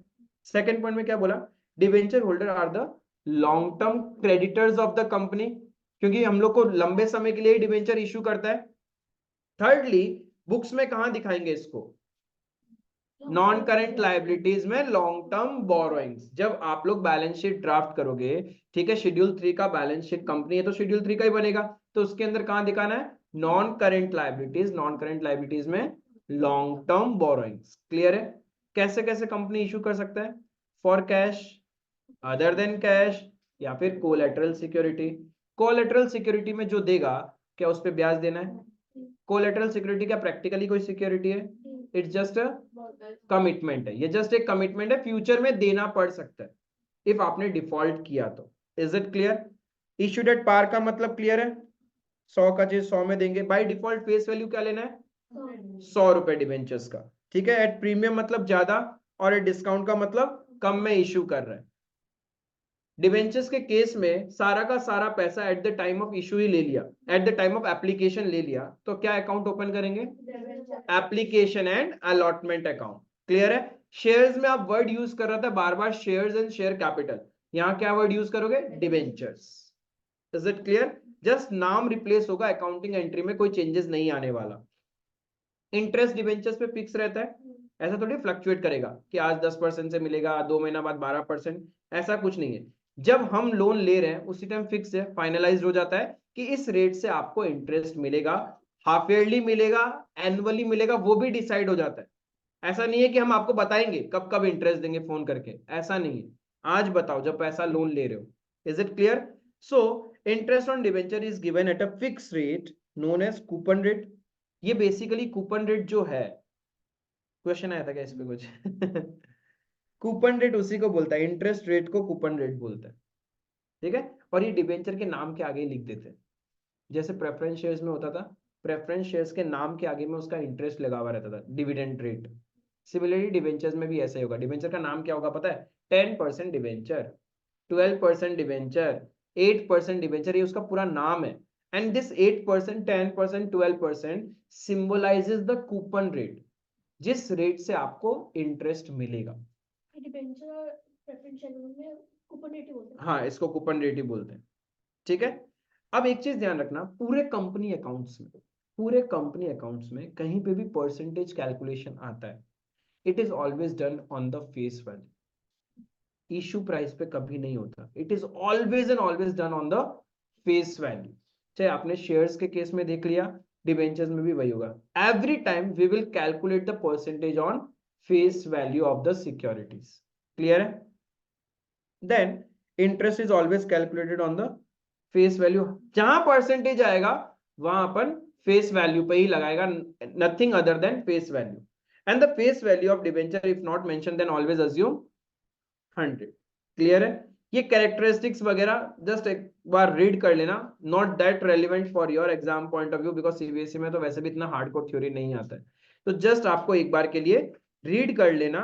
बस ये ध्यान रखना, कल को एमसीक्यूज आर द की, तो वहां पे कुछ भी पूछ सकते हैं, तो कुछ कुछ चीजें ध्यान में रखना, ठीक है। जैसे कि वोटिंग राइट्स नहीं मिलता डिवेंचर होल्डर को, repaid after a fix period of time as per the terms of issue, ठीक है। एंड सारे के सारे डिवेंचर जनरली सिक्योर्ड होते हैं, सिक्योर्ड होते हैं, बट नॉर्मली सिक्योर्ड फिक्स नहीं होता, फ्लोटिंग होता है। इन the absence of information floating charge होता है। एक होता है फिक्स चार्ज और एक होता है फ्लोटिंग चार्ज। किसी को idea what is fix charge, what is floating charge? Fix जो मतलब फ्लोटिंग वो फ्लक्चुएट होते रहते हैं, नहीं। एक्यूरेट नहीं होते। और कुछ? फिक्स का मतलब हो गया, जैसे कि आज मैंने अपनी ये टेबल मॉर्गेज रख के आपसे पैसा लोन लिया, नाउ दिस इज फिक्स्ड, एक पर्टिकुलर एसेट है। फिर मैंने आपसे लोन लिया और मैंने अपने बिजनेस की सारी एसेट्स मॉर्गेज रख दी, वो है फ्लोटिंग। कोई स्पेसिफिक एसेट का नाम तो बोला ही नहीं ना, all the assets of the company. तो उस पोजीशन में जो एसेट्स रहेगा वो एसेट्स पे तुम्हारा चार्ज है, तो उसको फ्लोटिंग चार्ज बोलते हैं। Under floating charge a specific asset is not kept as a mortgage, उसको फ्लोटिंग बोलते हैं, all the assets of the company. तो जिस दिन आप डिफॉल्ट करोगे या जिस दिन आपको रीपे करना है या कंपनी क्लोज हो रहा होगा, उस दिन आपके बुक्स में जो एसेट होगी उस पे उनका राइट्स है। बट फिक्स के केस में, सपोज ये टेबल मैंने आपके पास फिक्स मॉर्गेज रख दिया, कल को कोई और क्रेडिटर आता है, बोलता है मेरा पैसा दो, मेरा पैसा नहीं है, बोलता है ये टेबल बेच के दे दो, तो तुम ये बेचने ही नहीं दोगे, तुम उसको बोलोगे इस पे मेरा फिक्स चार्ज है। बिकेगा भी तो पहले पैसा तुमको मिलेगा, बाद में किसी और को इस एसेट को सेल आउट करके मिलेगा। आई बात समझ में? That is fixed and floating. Floating में स्पेसिफाइड एसेट नहीं होता। जैसे सपोज मैंने एक अपना बिल्डिंग मॉर्गेज रख के बैंक के पास मॉर्गेज रखा और लोन ले लिया, now this is fix charge, ठीक है। कल को कंपनी का हालत खराब, कंपनी बंद हो रहा है, तो रीपेमेंट तो करना पड़ेगा। अब कंपनी को बंद करने का पोजीशन आया, दैट मीन्स उस बैंक लोन को छोड़ के मेरे पास और भी बहुत सारे लोन हो चुके होंगे, आउटसाइड लायबिलिटी बहुत बढ़ चुकी होगी, कंपनी के पास पैसा नहीं है रीपे करने को, तो सबने बोला कंपनी को बंद करो, ठीक है, कंपनी को बंद कर दो। अब बंद जब करेंगे तब एसेट्स को सेल आउट करेंगे एंड बाहर वालों का पैसा चुकाना है। अब मैं बिल्डिंग सेल आउट करने गया, तो बिल्डिंग जब सेल आउट किया, जितना भी पैसा आया मैं सोचा सबको थोड़ा थोड़ा बांट देता हूँ। उसी टाइम बैंक आके खड़ा हो गया, बोलता ना ना ना ना ना, ये मेरा है, because this is fix charge, ये बिल्डिंग पे पहला हक मेरा है, पहले मेरा पूरा का पूरा पैसा रिकवर करूंगा मैं, फिर एक्स्ट्रा पैसा आ गया तो मैं आपको दे दूंगा, आप बाहर वालों को दे देना, that is fix charge. But floating charge में आपको पता ही नहीं होता कि कौन सी एसेट्स पे आपका राइट है। इट इज फ्लोटिंग, कोई भी एसेट्स हो सकता है कंपनी का। Is it clear? But debenture security होंगे, अनसिक्योर्ड डिवेंचर बहुत रेयरली होता है। कोई भी कंपनी इशू नहीं करता, इफ करता भी है तो कोई भी इन्वेस्टर उस पर इन्वेस्ट नहीं करेगा, क्योंकि मैंने बोला था डिवेंचर क्या, एक लो रिस्क लो रिवार्ड है।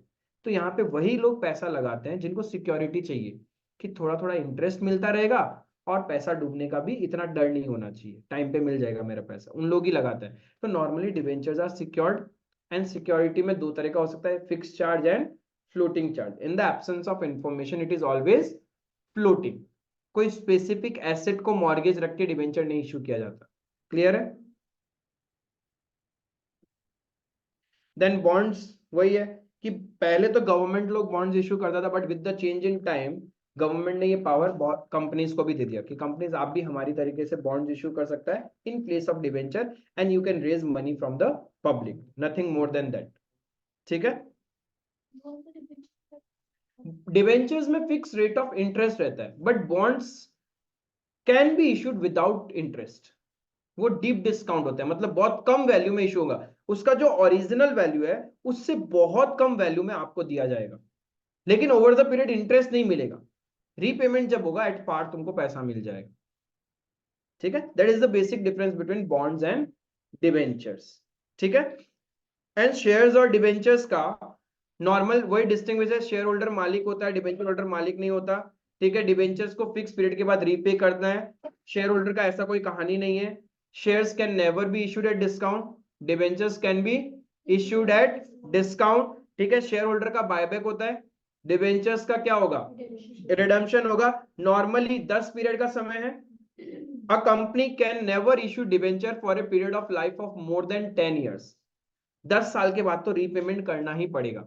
But if you belong to a infrastructure companies, infrastructure बोले तो बड़ा बड़ा ब्रिज जो बना रहा है, रोड जो बना रहा है, डैम्स जो बना रहा है, कॉम्प्लेक्सेस जो बना रहे हैं, उनके प्रोजेक्ट कोई साल 2 साल में खत्म होता है क्या? लंबे लंबे सालों तक चलता है। ठीक है? 2 साल, 5 साल, 10 साल, 15 साल, 20 साल का प्रोजेक्ट भी हो सकता है। तो उस कंडीशन में इफ ऐसी कोई कंपनी है जिन्होंने डिवेंचर इशू किया है, देन मैक्सिमम लाइफ कितना हो सकता है, 30 ईयर्स। 30 ईयर्स तक की लाइफ तक का डिवेंचर इशू हो सकता है। But for a normal company 10 years. 10 years के बाद तो रीपे करना ही पड़ेगा। No company in India can issue debenture of a life more than 10 years. Is it clear? तो ये थोड़ा सा ध्यान रखना, 10 ईयर्स एंड 30 ईयर्स वाला। फिर डिवेंचर होल्डर कंपनी में पार्टिसिपेट नहीं करता डे टू डे एक्टिविटी में, वो तो बाहर वाले हैं, उन्होंने तो जस्ट क्या किया है, लोन दिया है, उनके पास कोई वोटिंग राइट्स वगैरह नहीं होता। तो ये सारा चीज आपको गो थ्रू करना है, एकदम सिंपल बेसिक है, 2 बार भी रीड आउट करोगे तो चलेगा।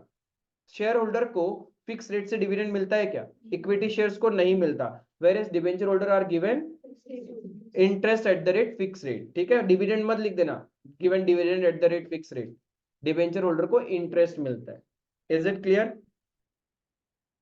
देन ये सब तो ठीक है, हमने बात किया कि अपने को क्या करना है क्या नहीं करना। फिर उसके बाद देखो टाइप्स ऑफ डिवेंचर, इंडिया में कितना तरीके का डिवेंचर इशू किया जा सकता है, जिसमें से पहला है सिक्योर्ड। सच बताऊं तो इंडिया में सिर्फ ये और ये इतने ही टाइप के डिवेंचर्स होते हैं, बाकी तो किताबी ज्ञान है, लिखा हुआ है, प्रैक्टिकली ऐसा होता ही नहीं। कोई कंपनी इशू करता ही नहीं, कोई बहुत आदमजात कंपनी के पास है तो है, पता नहीं, प्रैक्टिकली तो कोई कंपनी नहीं कर रहा सिक्योर डिवेंचर। हाँ हाँ, मतलब नॉर्मली डिवेंचर सिक्योर्ड होते हैं, रजिस्टर्ड होते हैं, रिडीमेबल होते हैं, कन्वर्टेबल होते हैं, यही होते हैं। बाकी डिवेंचर्स होता भी नहीं, बहुत रेयरली है। ठीक है? सिक्योर डिवेंचर्स मतलब सिक्योर्ड है, उनको टेंशन नहीं है, कल को कंपनी वाइंडिंग अप हो गया तो अनसिक्योर्ड क्रेडिटर से पहले उनको पैसा मिलेगा। अभी मैंने बताया था सिक्योर्ड कैसे हो सकता है, या तो फिक्स्ड या फिर फ्लोटिंग, कुछ भी हो, सिक्योर्ड तो है, पैसा तो हमें पहले मिलेगा ना। तो वो लाइन में eight the time of redemption, जब कंपनी बंद होती है तब एक लाइन लगती है, जितने लोगों को पैसा मिलना है वो सब आके लाइन में खड़े हो जाएंगे। पहले लाइन में तो खड़े होंगे नहीं, पहले तो धक्का मुक्की चलेगा, मारा मारी, पहले मेरा पैसा मेरा पैसा मेरा पैसा, हमको दो पैसा। फिर लॉ आएगा, गवर्नमेंट आएगा, लाठी चार्ज, लाइन में खड़े हो सब, स्ट्रेट लाइन, 1 hand डिस्टेंस, ऐसे खड़ा करेगा। तो छोटे छोटे लोग, हाइट वाले लोग आगे आगे खड़े हो जाएंगे, हाइट वाइज लाइन बनेगा, हाइट वाइज, बोले भाई थप्पड़ मारेगा हाइट वाइज, ऐसा कुछ नहीं होता हाइट वाइज। अनसिक्योर्ड वाले चलो पीछे, इक्विटी का एकदम छोटा हाइट वाला था वो आगे आके खड़ा हो गया, मैं सबसे छोटा ना हाइट में, तू इक्विटी होल्डर, तो लास्ट में जा, एकदम लास्ट में। फिर उससे थोड़ा सा बड़ा प्रेफरेंस वाला था, वो आके खड़ा हो गया, भैया हाइट वाइज खड़े हुए ना हम लोग, तो पहले तो पैसा पूछा। तो इक्विटी से थोड़ा आगे खड़ा हो जा, लेकिन इन लोगों से आगे मत खड़ा हो, तुम लोग मालिक लोग हो, आगे आओ ही मत, एकदम पीछे। तो इस तरीके से एक हायरार्की डिसाइड होती है, ठीक है। नॉट अवर इंटरेस्ट कि मैं अभी आप लोगों के साथ हायरार्की डिस्कस करूं, विद द हायर लेवल आपको मिलेगा जब आपको पता चलेगा कंपनी जब रिडम मतलब बंद हो रही होती है, तब एक लाइन लगती है पेमेंट का, जिसमें कुछ लोगों को पहले प्रायोरिटी दी जाती है, फिर कुछ लोगों को, फिर कुछ लोगों को।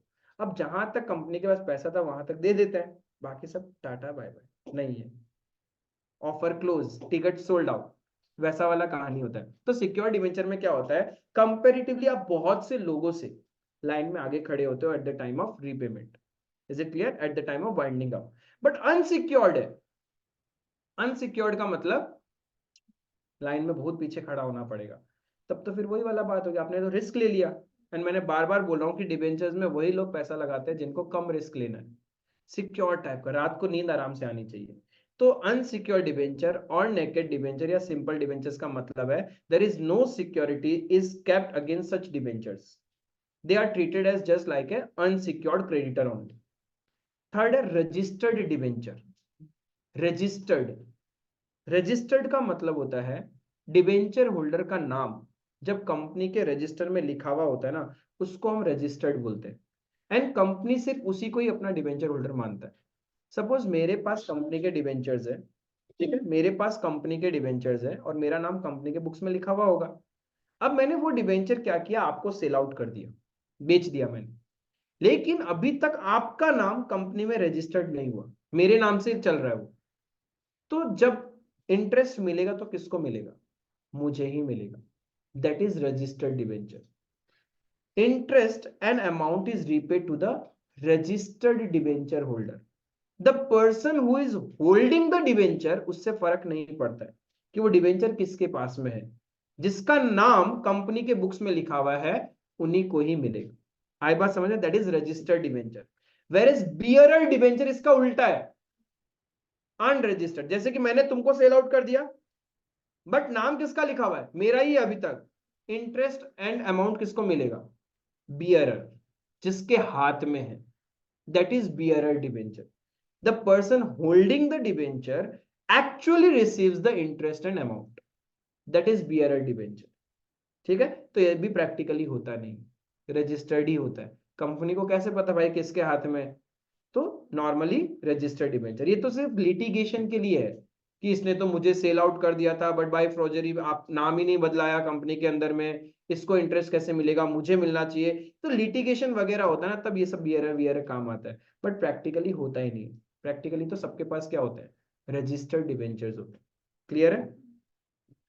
Fifth, irredeemable debenture. इरिडीमेबल मतलब कि कभी पैसा ही नहीं चुकाएगा कंपनी। कंपनी बोलता है ये ले डिबेंचर, मेरे को पैसा उधार दे, तुम सामने से पूछता है कंपनी मेरे को वापस कब मिलेगा, अगला है क्या, ये सब कोई पूछने का बात होता है।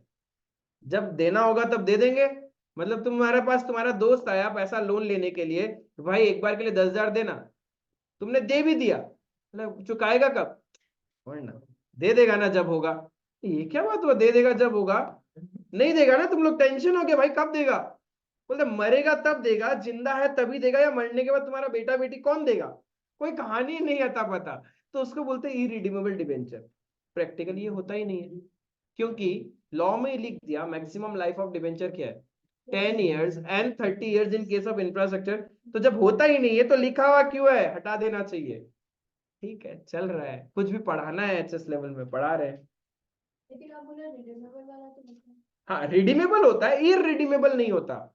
इरिडीमेबल का मतलब है it will be paid eight the time of winding up, जब कंपनी बंद होगा। और कंपनी तो भाई परपेचुअल सक्सेशन है, क्या पता 100 साल 200 साल तक बंद ही नहीं हो, तब फिर राइट। तो इरिडीमेबल डिवेंचर नहीं होते, कोई भी कंपनी इशू नहीं करती, अभी करती भी है तो बाहर वाला तो कोई नहीं खरीदता, उसको तो भाई सिक्योर चाहिए, तू बता कितने दिन में मेरा पैसा चुकाएगा। Is it clear. So redeemable debenture is उल्टा ऑफ दैट, जहां पे आपको amount is repaid after a fix period of time, आपको आपका पैसा मिल जाएगा। एंड फिक्स पीरियड हमने देखा कि मैक्सिमम 10 years और 30 years in case of infrastructure companies. Clear है। देन कन्वर्टिबल डिवेंचर्स, हाँ ये बहुत फेमस है, कन्वर्टिबल डिवेंचर्स। आप कंपनी में पैसा इन्वेस्ट करते हो कन्वर्टिबल डिवेंचर्स में, आपको फिक्स रेट से इंटरेस्ट तो मिलेगा ही, प्लस आपको पावर है फ्यूचर में, राइट है कि you can convert your debentures into equity shares. आज तुमको कंपनी के इक्विटी शेयर्स नहीं मिल पा रहे, तुम चाहता है इस कंपनी का मालिक बनना, बट नहीं मिल रहा, मालिक नहीं बन पा रहा क्योंकि तुमको इक्विटी शेयर्स ही नहीं मिल रहे, तो यू हैव अदर ऑप्शन कि तुम कन्वर्टेबल डिवेंचर खरीद लो। डिवेंचर खरीद लिया, पैसा दे दिया कंपनी को, फिक्स रेट से इंटरेस्ट मिलता रहेगा, जिस डेट पे रीपेमेंट का आएगा टाइम, उस टाइम तुम्हारे पास ऑप्शन होगा that you can convert your debentures into equity और प्रेफरेंस शेयर्स, और या फिर हायर रेट ऑफ डिवेंचर्स भी। तब तुम क्या कर सकता है, पैसा नहीं लेके शेयर्स ले लेना या फिर हायर रेट का डिवेंचर्स लेना, that's you have option.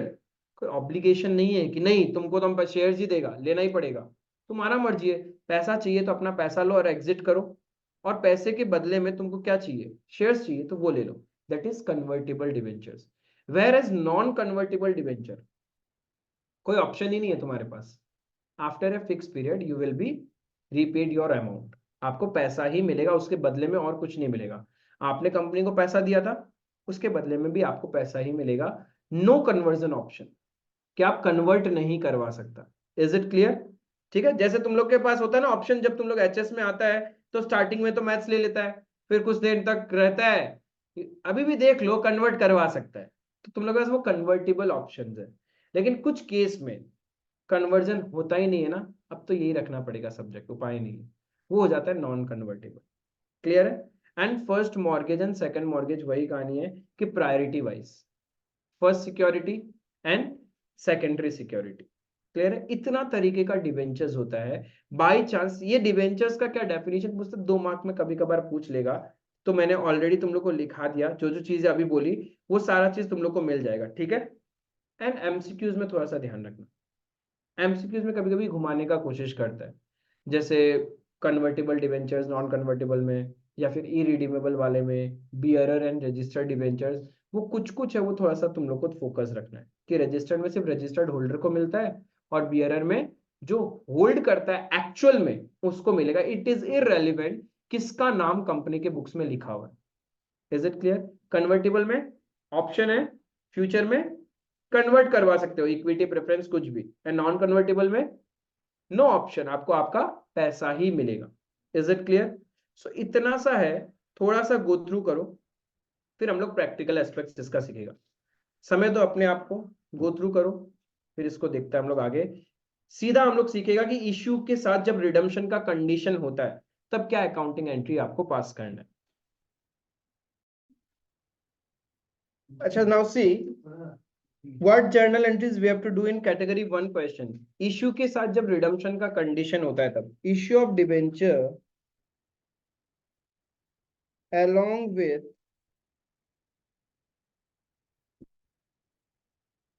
redemption condition। अब एक चीज ध्यान रखना, रिडम्पशन कंडीशन में हमें सब कुछ पता होगा कब क्या पेमेंट करना है। इफ आपको फ्यूचर में प्रीमियम में रिडम्पशन करना है ना, तभी आपका वर्किंग बढ़ रहा है। इफ फ्यूचर में पार में ही रिडम्पशन करना है तब तो टेंशन ही नहीं है ना, no extra entry is required. Clear है? पहले तो एकदम बेसिक एंट्री सीखता है, जैसे इश्यू एट पार। जब आप लोग पार में इश्यू करेगा तो what will be your journal entry.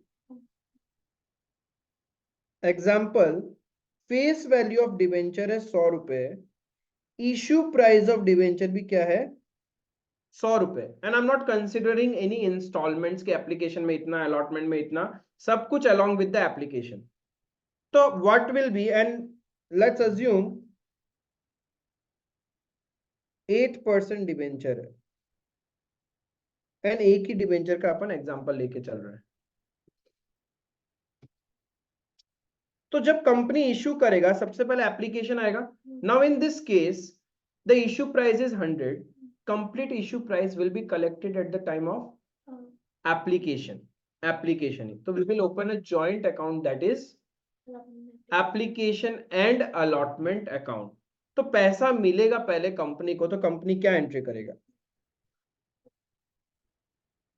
Bank account debit to 8% debenture.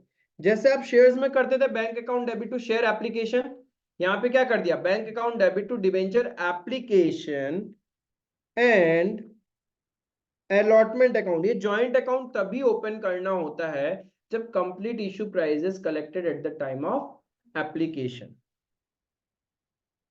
100 रुपए being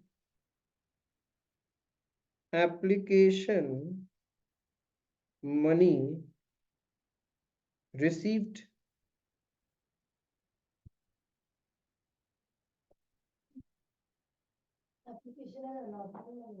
हाँ एप्लीकेशन एंड अलॉटमेंट, यही अपन शेयर्स में करता था, bank account debit to share application, but यहाँ क्या कर दिया, bank to debenture application and allotment, दोनों सेम है। नेक्स्ट शेयर्स में आप ट्रांसफर एंट्री करता था। ट्रांसफर एंट्री बेसिकली क्या होता है, हम शेयर्स अलॉट कर देते हैं या फिर एक्सेस को रिफंड कर देते हैं। यहाँ पे अपन क्या करेगा, डिवेंचर्स अलॉट कर देगा। तो डिवेंचर्स जब अलॉट करेगा तो what will be the transfer entry, 8% debenture application and allotment account debit. अब हमारे बुक्स में डिवेंचर होल्डर आ जाएंगे टू 8% डिवेंचर। शेयर्स में आप शेयर कैपिटल क्रेडिट करते थे, यहाँ पे डिवेंचर्स को क्रेडिट कर रहे हो। नहीं, कैपिटल थोड़ी है, मालिक थोड़ी है। मालिक होता है इसलिए उनका नाम के पीछे वर्ड कैपिटल लिखते हैं। It is just a borrowings.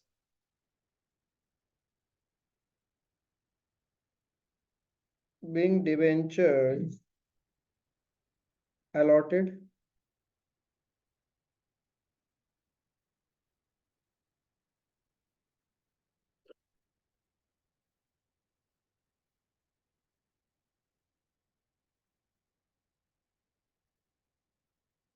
एकदम इजी एट पार में किया तो वैसे ही डिवेंचर को इशू कर सकता है at premium, issue at premium. Example, face value 100 रुपए, सेम वही 8% डिवेंचर मान के चलते हैं। Issue price is 125।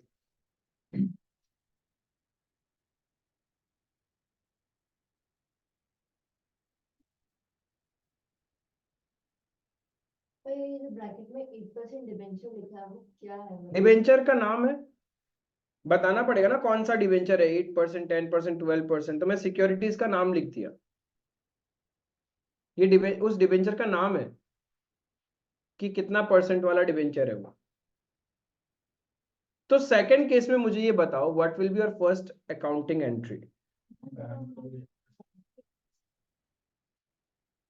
नॉर्मल जो एप्लीकेशन रिसीव एंट्री होता है, पैसा कितना रिसीव होगा कंपनी को, 125 to 8% debenture application and allotment account. being application money received। अब कुछ लोग बेवकूफ गलती क्या करते हैं, इसमें ही सिक्योरिटीज प्रीमियम को क्रेडिट कर देते हैं रिसीव एंट्री में। अरे भाई वो तो ट्रांसफर एंट्री में होता है, ठीक है, तो वो गलती मत करना। यहाँ पे नॉर्मल जैसे शेयर्स में करते हैं वैसे ही डिवेंचर्स में करना है रिसीव एंट्री, पहला एंट्री। What will be our second journal entry,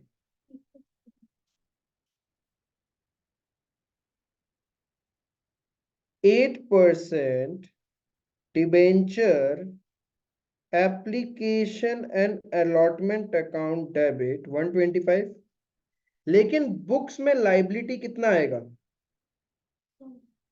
वो तो फेस वैल्यू से आता है। जैसे शेयर कैपिटल हमेशा फेस वैल्यू से क्रेडिट होता है, वैसे ही डिवेंचर्स भी हमेशा फेस वैल्यू से ही क्रेडिट और डेबिट होगा। तो बाकी 25 कहाँ चले जाएंगे,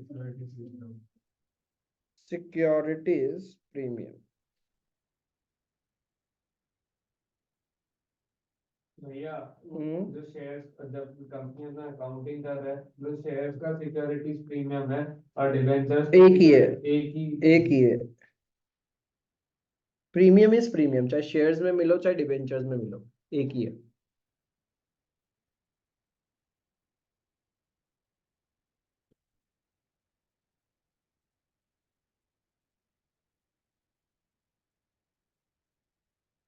समझ में आया? प्रीमियम पे इशू होने से। अब डिस्काउंट में इशू हुआ तो क्या?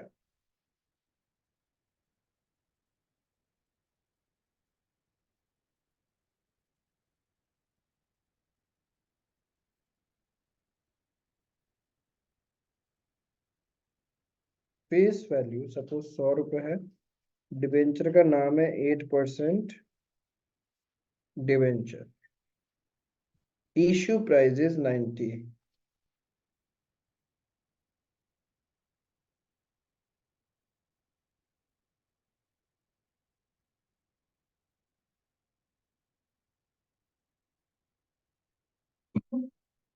ठीक है, what will be our first accounting entry? Bank account.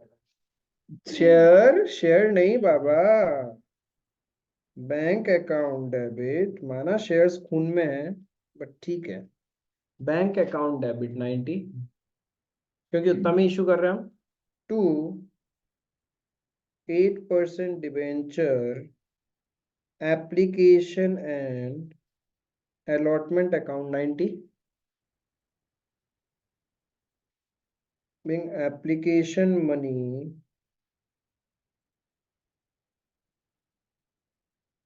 received,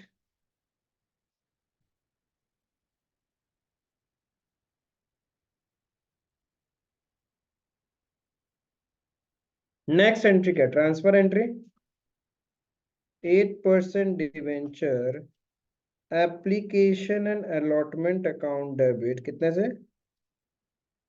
लेकिन लाइबिलिटी कितने से आएगा? क्योंकि फेस वैल्यू से नीचे का तो लाइबिलिटी हो ही नहीं सकता, फेस वैल्यू से ही होगा। अब 10 रुपए क्या है? डिस्काउंट ऑन इश्यू, इश्यू करने के टाइम डिस्काउंट दे रहा है, तो it's an expense for the company, तो कंपनी क्या करेगा? डेबिट कर देगा। Discount on issue of debenture account debit 10 रुपए,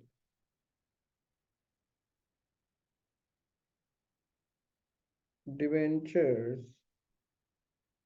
allotted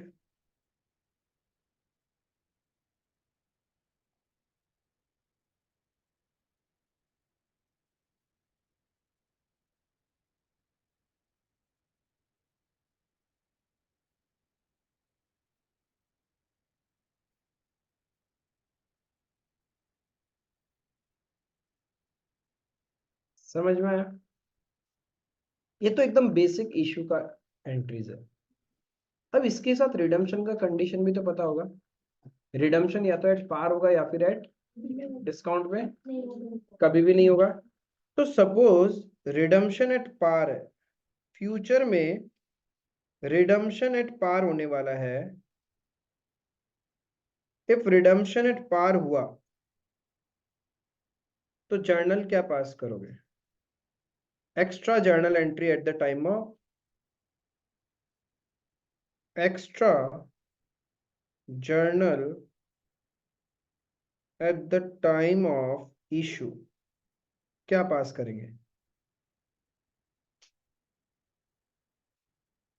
no entry is required, कुछ भी एक्स्ट्रा नहीं करना, क्योंकि जब पार में ही रिडम्पशन करना है तो कोई एक्स्ट्रा अमाउंट पे थोड़ी कर रहे हैं कि जिसके लिए अपन आज रिजर्व्स वगैरह बनाएगा, नहीं बनाएगा। लेकिन रिडम्पशन एट प्रीमियम हुआ,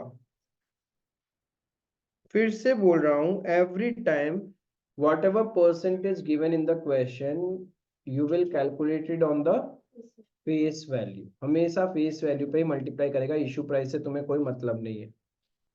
redemption at premium, extra journal at the time of issue pass करना पड़ेगा, क्योंकि फ्यूचर में जब एक्स्ट्रा पे करना है तो आज ही अपन रिजर्व्स बना लेगा प्रूडेंस को फॉलो करने के लिए। फ्यूचर में एक्स्ट्रा पेमेंट करना है, कंपनी के लिए डिस्काउंट है या लॉस है? लॉस है। अब वर्ड डिस्काउंट ऑन इशू अच्छा नहीं लगता ना, तो कंपनी क्या करेगा इसको? Loss on issue. और इशू करने के टाइम ही तो आपको पता है कि फ्यूचर में लॉस होगा अपने को, तो loss on issue of debenture account debit. अच्छा इसका ठीक है, अभी तो सिर्फ जर्नल लिखो, जितना भी अमाउंट होगा उतने से डेबिट कर देंगे फ्यूचर में जो एक्स्ट्रा देना है। एंड ये पैसा हम साइड रख रहे हैं ना, तो यानी ये पैसा हमारे लिए लाइबिलिटी है, तो एक नया अकाउंट ओपन हो जाएगा, premium on redemption of debenture account. ये पैसा क्या नाम से साइड रखेगा हम लोग? Premium on redemption of debenture account.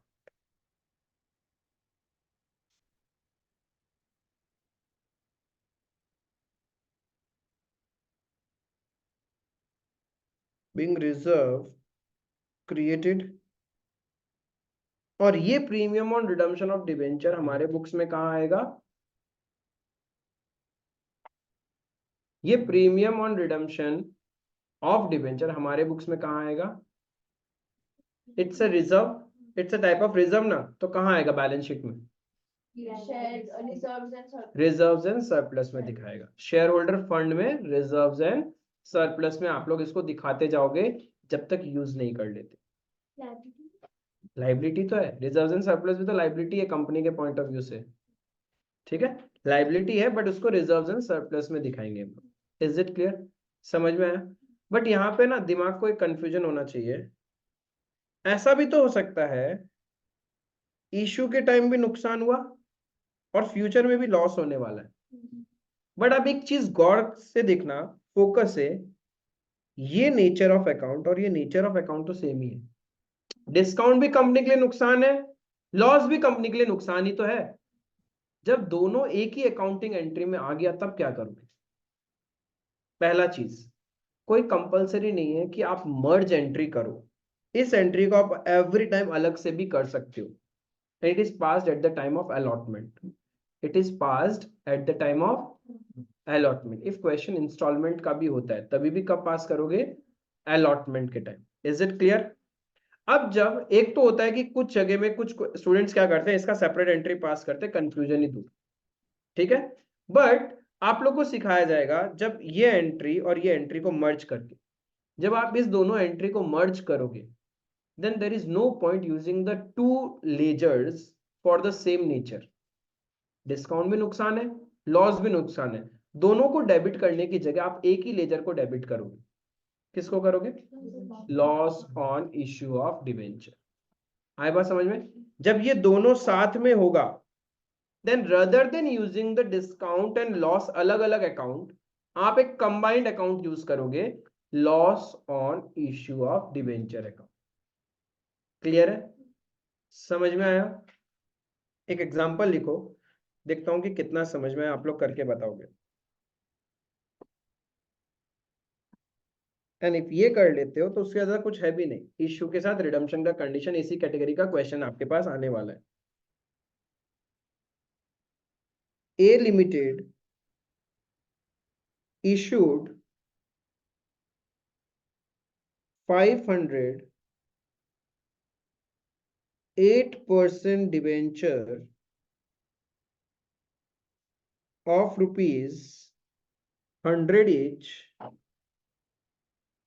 on 1st of April 23।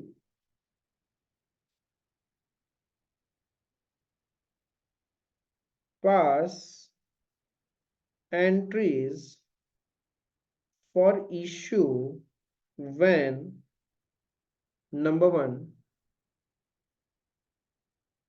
debenture are issued at par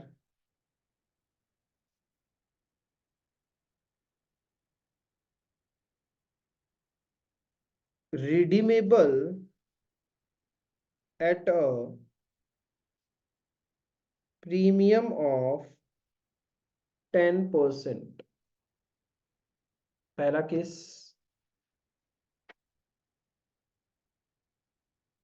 दूसरा case, debentures are issued at 10% premium, redeemable at 5% premium. Third case, debentures are issued at 5% discount, redeemable at 10% premium.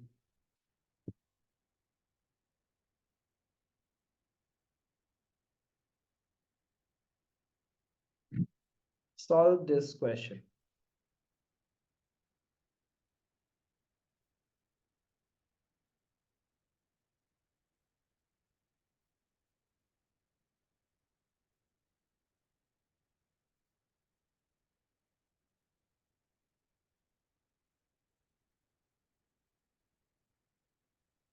Redeemable at premium वाला समझा दो ना क्या है। Future में extra मिलेगा। अभी तो पता है every percentage is calculated on the face value. Redeemable का मतलब होता है रीपेमेंट।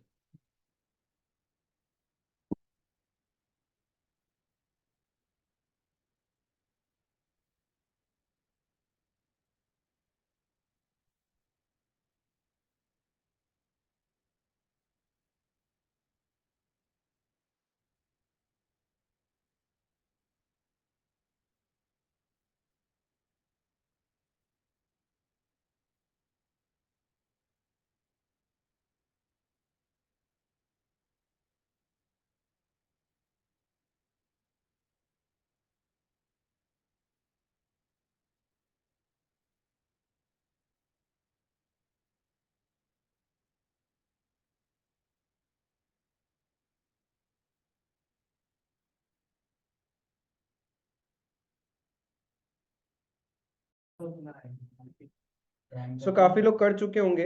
आओ एक बार फटाफट मेरे को बताओ कि आपने क्या क्या किया। नंबर 1 में नॉर्मली इशूड एट पार है एंड रिडीमेबल एट प्रीमियम है। इसका मतलब क्या है कि फेस वैल्यू है आपका 100 रुपए, इशू प्राइस है 100 रुपए and RV means redemption value 10%। ध्यान फिर से बोल रहा हूं, जब भी परसेंटेज होता है कंपनी के केस में it is always calculated on face value. इसका मतलब रिडम्पशन वैल्यू क्या है 110 रुपए। तो आप पहले एप्लीकेशन एंड अलॉटमेंट रिसीव करोगे, bank account debit to 8% debenture application and allotment, issue price 100 है तो 100 ही मिला होगा आपको। इसमें हर क्वेश्चन में क्या एप्लीकेशन अलॉटमेंट नहीं देते? हाँ, जब complete issue price is collected at the time of application and exam में इसी कैटेगरी का क्वेश्चन आता है, क्योंकि ज्यादा वेटेज नहीं है ना आपका डिवेंचर्स का, इसी वजह से फिर इसी टाइप का क्वेश्चन आता है। और जो इंस्टॉलमेंट वाले हैं वो शेयर्स कवर कर लेता है। तो being application money received, then transfer entry किया होगा आपने 8% debenture application and allotment account debit 100 रुपए। अब यहाँ पे हमें पता ही है इशू के टाइम ही फ्यूचर में 10 रुपए एक्स्ट्रा देना है, तो व्हाट वी विल डू, हम लोग रिजर्व्स क्रिएट कर लेगा। तो वो रिजर्व यानी फ्यूचर का तो लॉस है, loss on issue of debenture account debit 10 rupees ही तो एक्स्ट्रा देना है। अब यहाँ पे मैंने सिंगल डिबेंचर करके किया है, अब आपको क्या करना था जस्ट समझाने के लिए था ये। अब 100 रुपए है इनटू नंबर ऑफ डिबेंचर कितना 500 थे, तो बेसिकली टोटल 50,000 आपको मिलेगा, राइट। तो 50,000 एंड फ्यूचर में 10 रुपीज एक्स्ट्रा देना है, टोटल नंबर ऑफ डिबेंचर है 500, दैट मीन्स 5,000।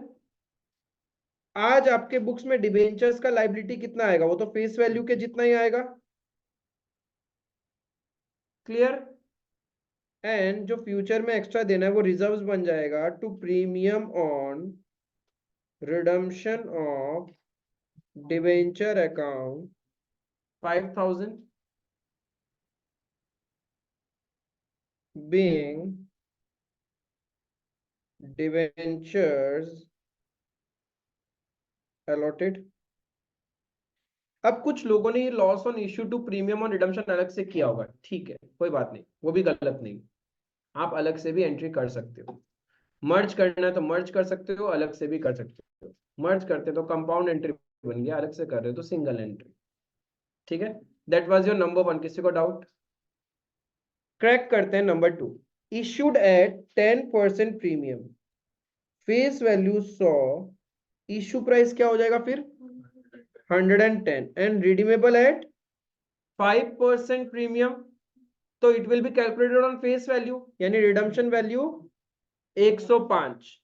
तो अपना पहला एंट्री क्या होगा, bank account debit to 8% debenture application and allotment account. 500 debentures थे, 110 रुपए करके, राइट। नरेशन सेम ही रहेगा, वो आप लिख लेना। अब इनको हम लोग डिबेंचर्स देगा, बट फ्यूचर में एक्स्ट्रा भी तो देना है, उसके लिए रिजर्व्स भी क्रिएट करना पड़ेगा, तो आप मर्ज एंट्री में कर सकते हो। मर्ज एंट्री में कैसे करेंगे, 8% debenture application and allotment account debit 55,000। Future में जो एक्स्ट्रा देना है, loss on issue of debenture account debit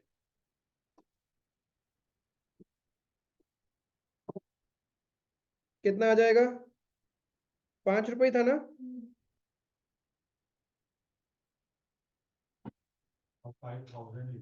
वही 500। देन बुक्स में लाइबिलिटी कितना आएगा डिबेंचर्स का, वो तो फेस वैल्यू पे ही आएगा,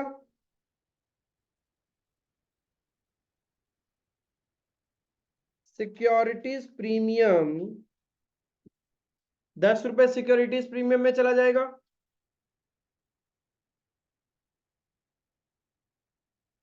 एंड जो एक्स्ट्रा है उसका रिजर्व्स बन जाएगा, premium on redemption of debenture.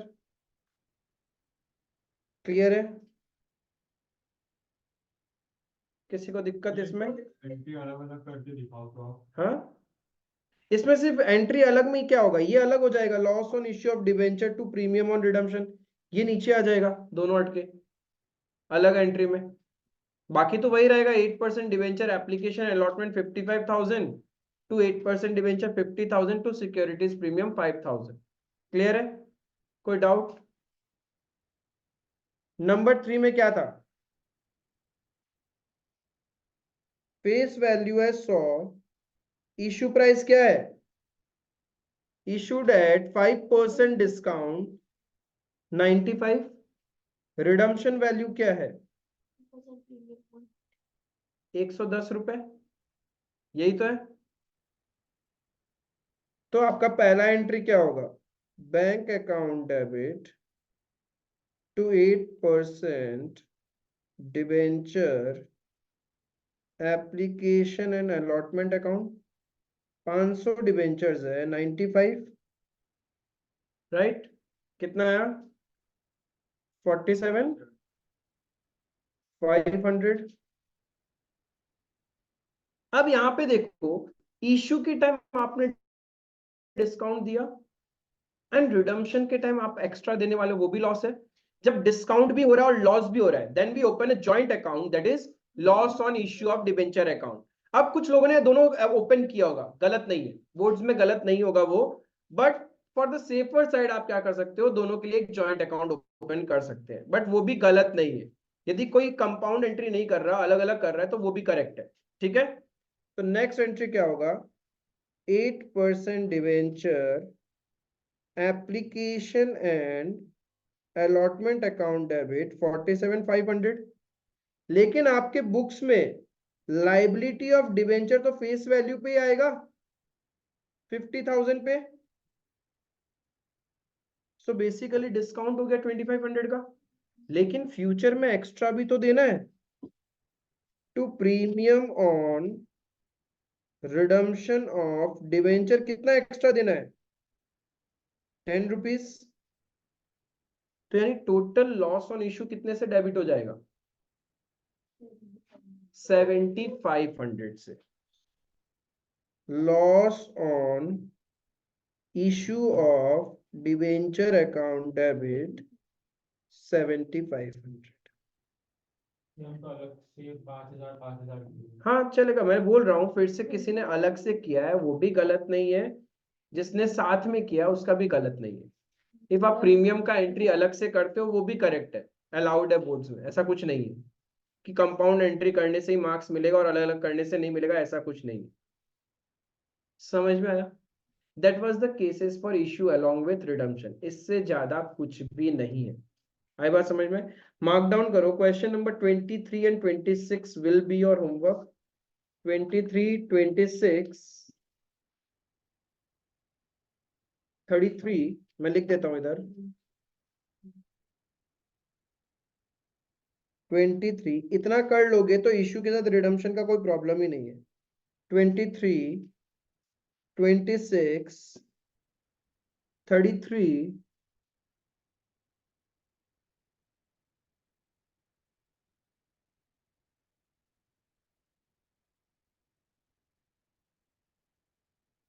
बस ये 3 कर लोगे तो इश्यू के साथ रिडम्पशन का कंडीशन सारा खत्म हो जाएगा। मैचअप कर लो ना इधर बुक से, लेटेस्ट जो बुक है डीके गोयल बुक उसी में से है।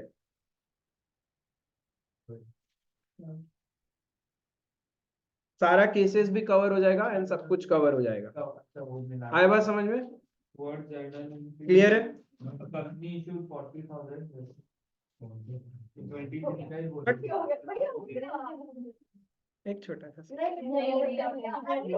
ऐसे मत करो, कंसिडरेशन अदर देन कैश छोटा सा पार्ट है, वो तो आता ही है। अरे ऐसे मत करो, अरे करेगा तो नेक्स्ट क्लास कब है आप लोग का? अभी 12 बजे समय है ना उसमें तो, कैसे करता है तुम लोग?